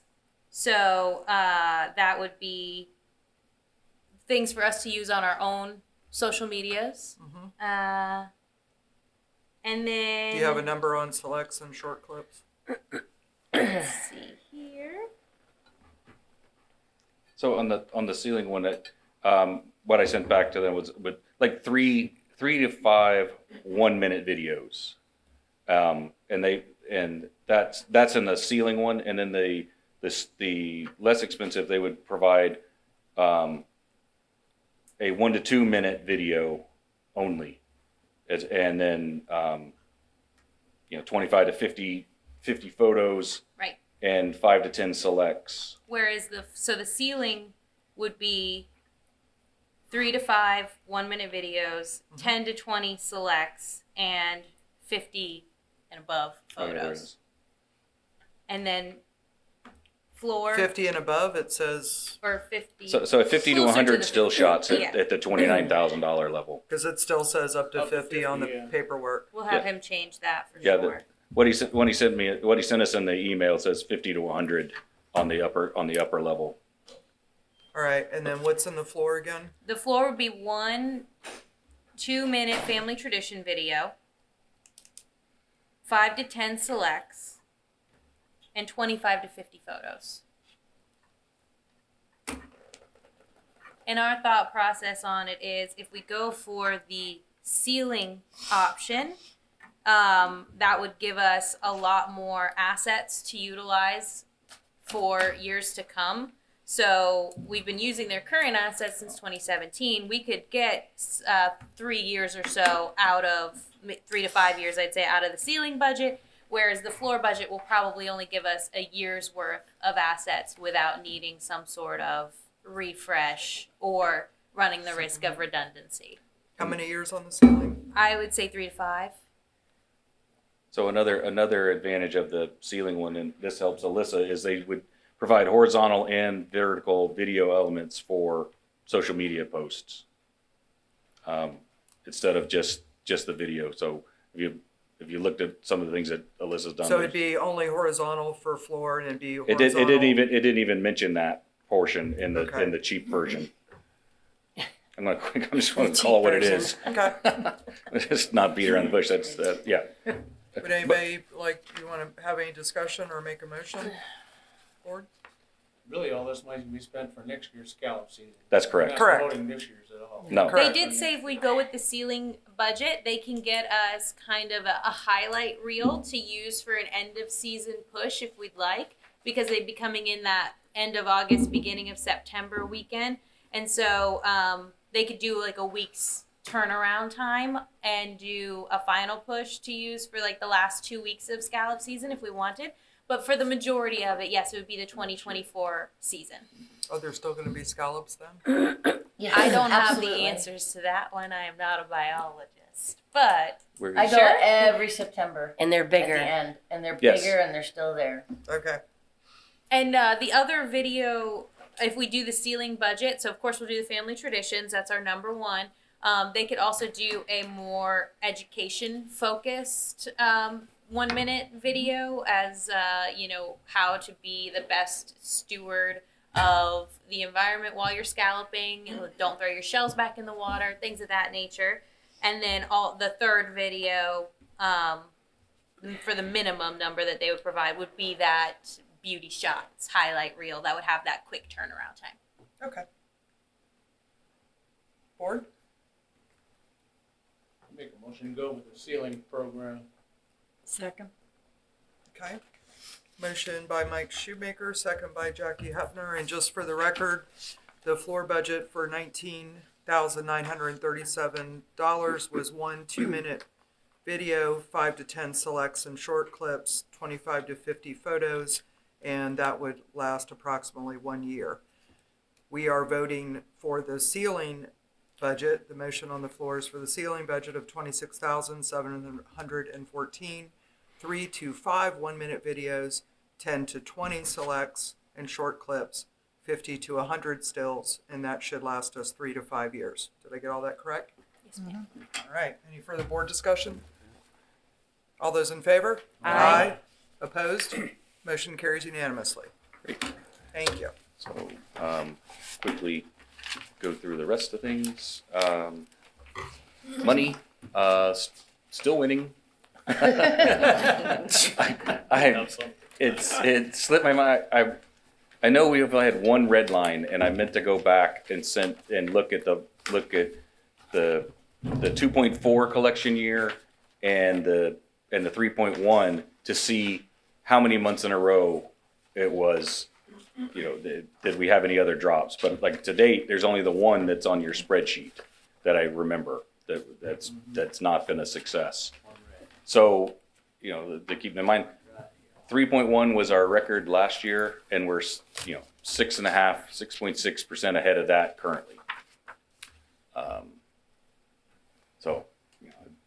Again, I don't think it. We'll find out how sustainable it is. I'll change my thing when saying it's not sustainable, but we'll find out how sustainable it is as we go into the next quarter. So this was April's revenue, and we'll see where we're at. And then let's run through these. So I'm still working on the contract with Smith Travel. having some, document issues. So I'm still trying to get through that with legal, but then we'll bring those back as we'll have all the back data and we can bring that forward. But right now, I'm still arguing. Hi, Alyssa. Hello. I forgot to start the back up too. My name's Alyssa Hofeld, and I head up social media for Discover Crystal River. And as always, I'm going to go over some of the stuff that's been going on with social media the last month. Our best performing Facebook page was an original content post about Kings Bay Park in Crystal River. Did quite well. We got 1.2 thousand likes on that, and post reach of over 100,000. Next, it's always Captain Tony who does well on our fishing page. And the big news this month is about a baby manatee video that I came across. The content creator is Tea Time with Bree. We've used her before. She does some great underwater photography. And so she had posted it on her account. I didn't much care for the music, so I changed the music to kind of like a silent film because these little baby manatees were kind of arguing. And so I posted it on our account. It did quite well. I think it was about 38,000 views. And then Visit Florida picked it up, which is always a good thing. But when they picked it up, it got 1.6 million views. And to date, it is the highest viewed video on their account.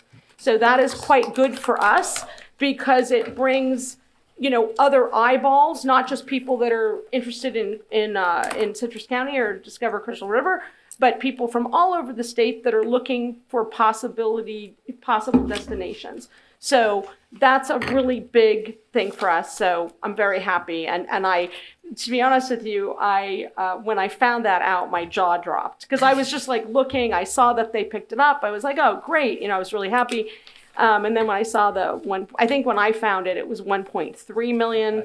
And then it got up to 1.6. So my jaw dropped. I was like, oh my gosh. That's crazy. Yes, crazy. So, can we go to the next? Are we going to see the video? Oh, can we play the video? I think I put it on there. I hope I did. I saw an arrow. Thank you.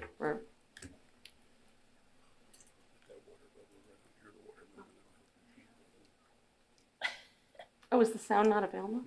Oh, okay. Well, it's a cute little kind of like Little Rascals kind of music that went with it. And as you can see, the water looks beautiful. The manatee babies are adorable, so you can see why people gravitated to that. So sorry about the music, but I don't know what's going on. So then, okay, so with this, we are still winning and getting more followers than our competitors, so that's really good.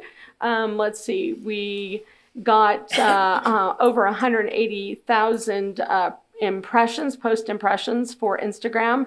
On Facebook, we reached almost 1 million accounts. Let's see, post engagement was almost 100,000, and we received 747 new followers. We are slowly gaining on Florida Historic Coast, which is St. Augustine. So, I mean, I don't know when we'll reach them, but we are gaining a few hundred every single month. So, fingers crossed, it'll be sooner rather than later that we catch them. It's a generational thing. We always want to beat the person over top of us. Yes. Right. And we're doing really well against the other ones. Yes. Really, really well. And you know what I did last time. Yeah. If she beats Florida Historic Coast, that champagne better have alcohol in it. Is all. Well, you were pregnant at the time. So. Nobody else here. Plus, this is a government building, everyone. I know. So if you look at the top 4, 3 of them are beaches. Oh, good point. And we're beating 2 of them. Mm-hmm. Right. Good work. And then I'm just going to mention the Instagram stories. I always try to do those every day. And I created 88 stories Most of them are original content. Sometimes we have influencers that come in and they create wonderful content, so I'll share that. But we had a story reach of almost 60,000, and our best single day was over 1,200. So those stories are really good. And what I like about those is that even though I may not be posting on that day for Instagram, if I do the stories, then it's still active and people can come and see new content. And the other thing that I just wanted to mention, I know that I have to do this quick, is that sometimes we get really positive feedback from the owners of the companies that we promote on our accounts.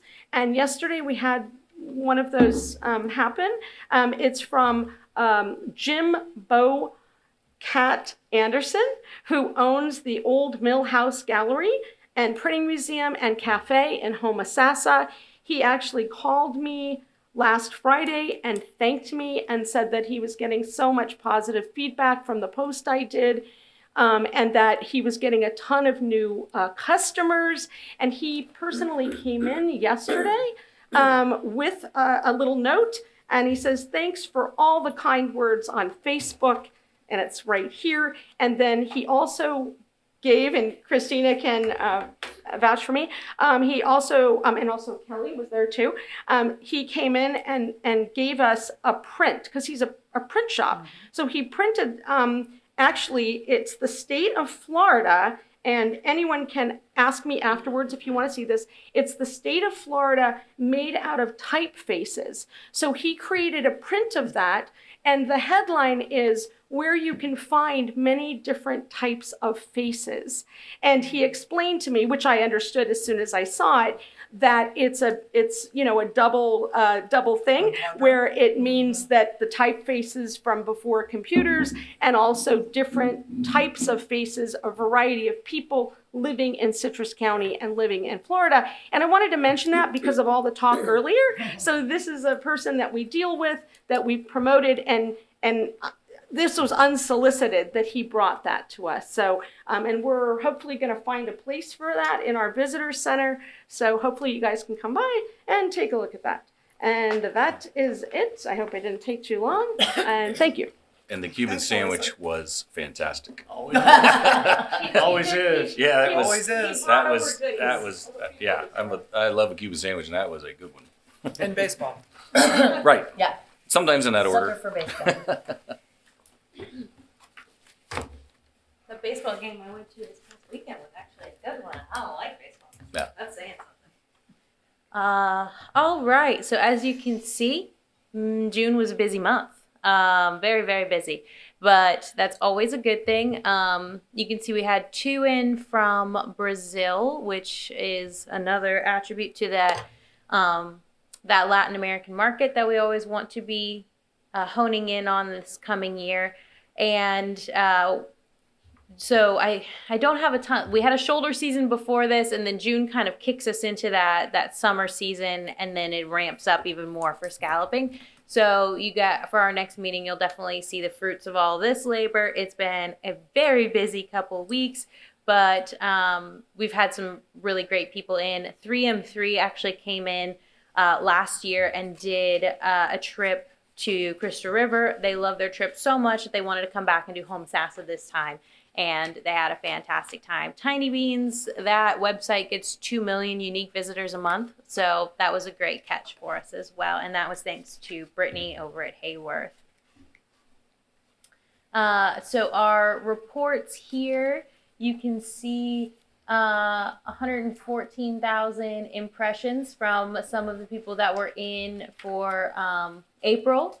And then I also wanted to show, again, April was a slower month for us as we head into that summer season. But I also wanted to show what 3M3 did last time they were here when they were visiting Crystal River. And I think we'll just show the first few seconds of it. That way you can see it, and then we'll move on. Veja as estrelas da cidade. Logo depois que entrei, já consegui ver alguns nesse mirante do canal. E eu sinceramente achava que ia ser só isso. Mas foi só andar mais um pouco. Chegamos em um dos lugares mais lindos de toda a Flórida. Essa cidade fica a pouco mais de 1 hora de Orlando e está recheada de atividades incríveis com alguns convidados muito especiais. Sejam bem-vindos a Crystal It is in River. Portuguese.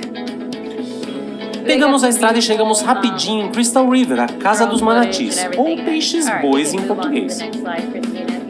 E olha só, pessoal. And then this is our Hayworth report from April. So over 2 million, almost 2.5 million impressions. And if you'll click the full report for me.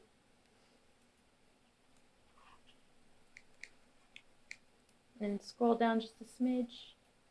A good chunk of those was the NBC Chicago. So we were named as a best summer getaway there. And then Christopher was also listed as a bucket list things to do option. And then another USA Today article, which they have been doing great things for us. Crystal River was listed as one of the 10 best summer vacation destinations. So we've been really hyped up for our summer vacation destination by a lot of the publications that we've been working with. So it's been great coverage for us. On to the next. Need a mouse pad.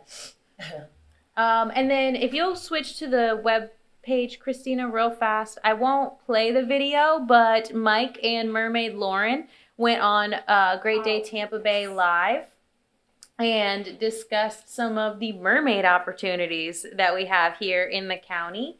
And so we invited Mer Taylor to join with them, but with the Netflix special coming out, Eric was a little busy lately. But Mike did a fantastic job of touching on the Mer Taylor, that the aquarium experience. This is an ad and has nothing to do with any of it. I apologize.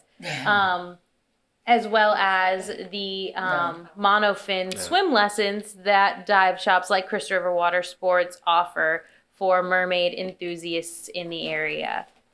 Well, mermaids and manatees go hand in hand with Crystal River, where there is a unique opportunity for you to explore both in the newly opened, or recently I should say, Mermaid Aquarium Encounter.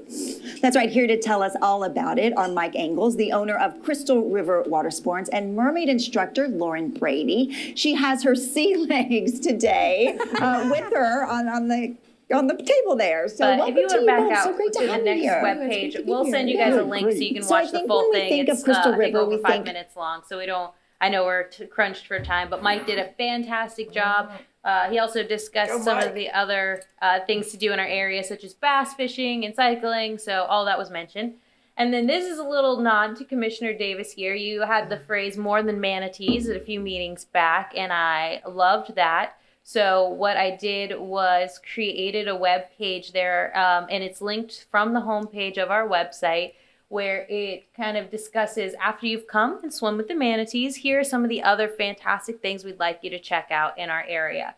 And so if you scroll down a bit, you can see where it talks about the cycling, the fishing, the hiking, places to eat, festivals and events, everything of that nature.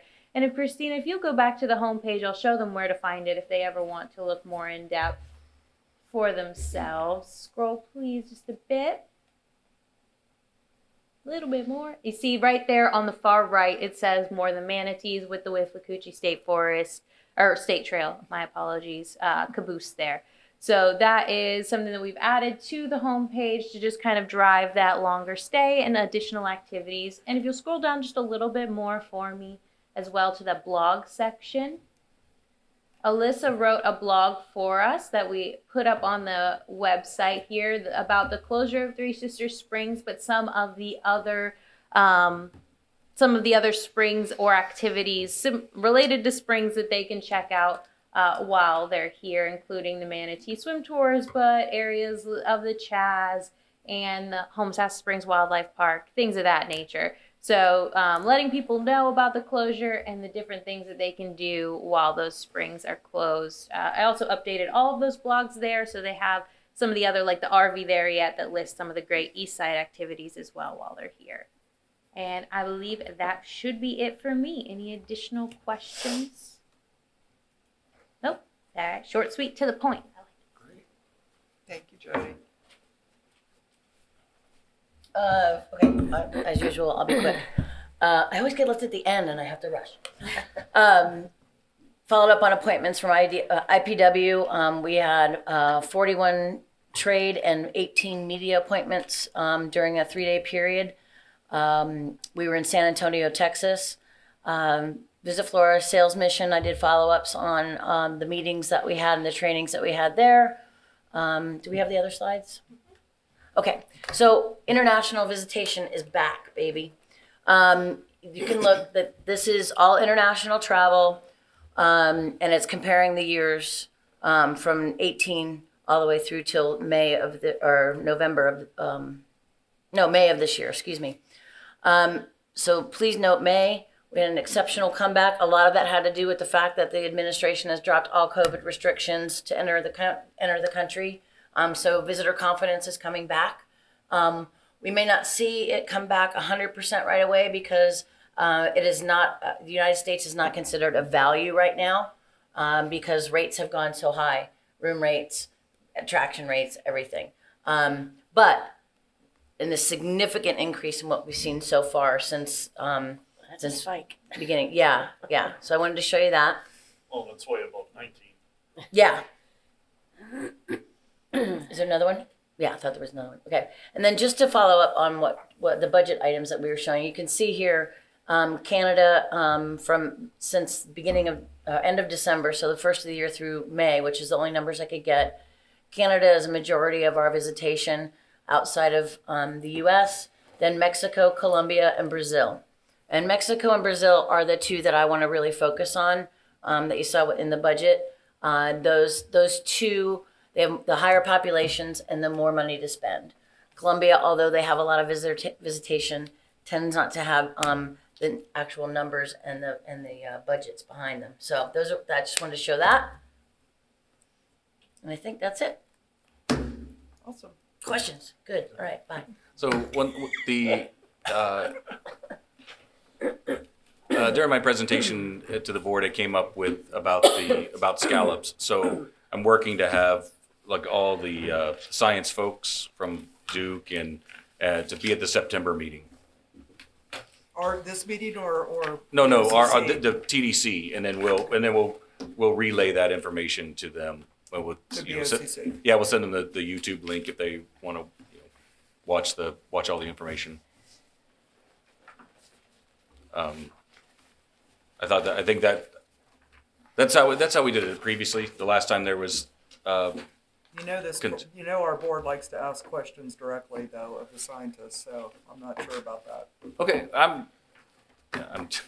Is everybody aware of what happened when one of our last BOCC meetings? They don't understand why we can't seed scallops or mess with the dates or anything like that. So they want answers. They're worried about the scallops collapsing. So, I mean, we could bring them forward to the BOCC instead. If you think that's the better path than speaking here and then relaying and then not being able to ask questions. It's happened before, right? Or could it be said as like a scallop workshop, but it's joint, and that way it's publicly noticed that they can participate and we can participate without us having to sit through a whole BOCC meeting? That might be a good idea to do, and I don't think it would have to be a terribly long workshop. Okay. I don't believe that this board would be able to participate other than getting time at the mic to discuss or ask questions. But then here versus having to sit through a BOCC meeting Yeah. and having here twice. Nobody wants to do that. Maybe we can invite them to come to our meeting and sit through the FWC presentation. Good luck with that. Yeah. Also, you can't Yeah, have sunshine laws. you can't have 5 commissioners in the room together. Oh, okay. Yeah, it would have to be public notice and all that good stuff. Okay, so I'll talk to administration about a scallop workshop. What I would say is that Steve Howard should talk to my 4 colleagues and find out if they want to just hear the relay or if they want a workshop. Okay. But I am guessing that they're going to want the workshop. Okay. So, but that's a good way to do it, to respect all of our time. Yeah. All of y'all's time. That it would be a real time certain. Go time is 9 a.m. or whatever. Okay. So. Yep. I will All do right. that. Thank you. That was the only thing I had. So, do you have anything else? No. Or board? Yeah, you go. Yeah, Jackie okay. raised first. I'll go. Unfortunately, yesterday the city had to lay Pat Fitzpatrick to rest. It was, a rough day for everybody. I didn't realize we had room in our downtown cemetery, and first time I've been on that cemetery in forever. So yeah, he was laid to rest there. So thoughts and prayers for his family going through this. He fought a really hard fight with glioblastoma. You usually get a 3-month survival rate on that, and he went 2 years and 5 months. So he fought really, really hard. On a brighter note, the city, we got the beautification award from the chamber for revamping the front of City Hall. We didn't have the funds to build a new City Hall yet, but it looks a lot cleaner, a lot fresher, and all that fun stuff. As far as Three Sisters closures, we did get a notification from SwiftMud that to please ask the tour companies if they could try to avoid being around the area of Three Sisters, because if there is a manatee in the area and it gets spooked back into 3, construction is done. They have to stop and not do any more work on the project. We certainly don't want to extend the project of Three Sisters being closed for another entire year because of that. So I'd just like to encourage any of the tour companies to try to avoid the area so a manatee doesn't go running back in there and we have to stop the progress. What are we doing to publicize that? Do we? Well, this board could get out. That portion we haven't done anything with yet, and I'm writing down that we'll get some details from SwiftMud that we can send out to our partners, on our behalf. Yeah. They may have already done it. I don't think they have. They just kind of notified. They didn't say anything? Okay. Our city manager about it. And they had photos of some companies that were kind of in the area, and after a manatee, the manatee goes back in there and they're like, okay, we have to stop construction completely. Okay. And we certainly don't want to extend this process another year. We should send letters to all of the boaters that live on that section. Like everybody who lives back there, that to get their boat out though, or even anywhere in that neighborhood, I would think we should send letters to that we don't want to spook manatees back in there and get something in the Chronicle. Yes. Hi, Mike. Yeah, I think So that might be a public notice. It was definitely noted that it was some tour companies that were lingering in the Okay. area. I'm pretty sure if you want to get a man's attention in this room, you have a 50-50 shot if you just say, hey, Mike. Yeah, 5. I'm shortening yours, Michael, sorry. And other note is we've got our final interviews for a new city manager on Monday night. So, our other city manager is having to leave. I don't know why, but Yeah. but anyway, we've got some really good candidates, and we're pretty excited about our interviews for Monday. That's enough. Jackie? Okay, I'll be quick. The squeaky wheel again. I'm still soliciting for our destination management and marketing funding request for $150,000. As it's a partnership, we're not seeking a grant. And as government agencies, the Crystal River and Inverness, you asked for a plan, and I said, well, I can give you 25 years of our plan just since I've been in office on the events we pull off, the way we market, the other partnerships, and it's all been successful. But as we're finalizing our budget, as everybody is right now, the fiscal year, we would like a positive input. Well, we'd like a check, is what we'd like. And we just, I've sat here over the years and we give unknowns, new startup businesses and nonprofits come in with an idea, they present us with a plan, we give them the money. And we already have a plan, we just are looking for the additional money. So if y'all would find it in your hearts to support that, it's 150. We're not talking about the capital part yet. We're not ready for that as our RV park. I just want to keep that out there in the forefront. on that point, to vote on, we need to see something, there's something tangible that this is how we're going to do it. So if you can ask Eric to provide that, then we'll put that we'll run that through all the normal gambit of stuff. I asked them to do it the way they did previously, so it wouldn't get hung up in legal. So we could at least talk about it, because I'm not sure exactly how it blows every day over there in terms of, and I wanted the board to hear from both communities. So now we need the formalized plan. We're going to spend X on this event, and here's where we're doing radio in this community, or however it works, and then we can move forward, at least on the promotion side like that. If that's that, and the same thing for Crystal River. If there's promotion money is the easier one.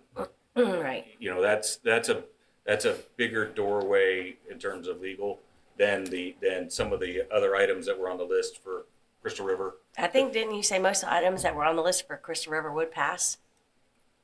No. Well, like the parking lot, they Right. want to fit in, no. Because there it's was got quite a few that would pass. I think there are correct? some. There were quite a few that were. Yeah, I think So there's we're some. ready to go. Yeah, we with some of those. need to pick which ones that you want to, run through the system.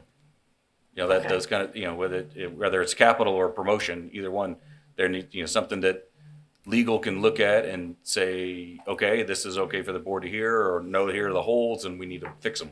Yeah. And I think he just wanted to plant a seed of ideas, and then we'll be. That first time you take a step back I made that. with your very own online store. Well, I don't know. that. Anyway, Mr. You can Frank, manage it all in one plant the place. seed, We'll be coming back I with built Some specifics. pages on. I'm so confused. Everything. And to the point of That was- detail too, the promotion aspect needs detail, I believe, not just because we need to know where it's going, but also to make sure that it's a coordinated effort with the county's marketing efforts as an overlay. So that's what I would say about that. Yep. Anything else? Anyone? All right, we are adjourned. Great. Thank you. Thank you, everyone. Thank you. Oh, crap. Anybody want to speak it open to the public? Max, come on up. I do, and I will be fast. I want to talk about the trail decision you just made and trails in general. I'm going to be preaching to the choir a little bit, but it almost sounded like we had a problem with where to spend the money. There needs to be a trails plan. It's probably a trail strategic plan. Many counties have them, and all the counties that have garnered big money on the C2C trail that got $50 million and the St. John's Loop that's getting $200 million. It's because they have a strategic plan and trails is included, and they understand the impact, which is well documented by both Parks and Greenways and Visit Florida on the impact of trails on tourism, the dollar impact. Second, we also need to understand why the governor vetoed our last trail thing, and it was risks, things that would make it not happen. His dictate for the $50 million he gave for the C2C for this year was get it done. He doesn't like increments, and if there are increments, they need to show something. So don't stop this trail on the side of 19 that we already can ride a bike wherever we want. Come up with some solution, even if it's safety equipment, flashing lights, and those sorts of things, to get people safely across to the other side so folks can ride their bicycle to the springs once it's open. But it's all about having a plan. Thank you. Thank you, Max. We'll talk later. Because I want to hear more about your ideas on that. Anyone else? All right, now we really are adjourned.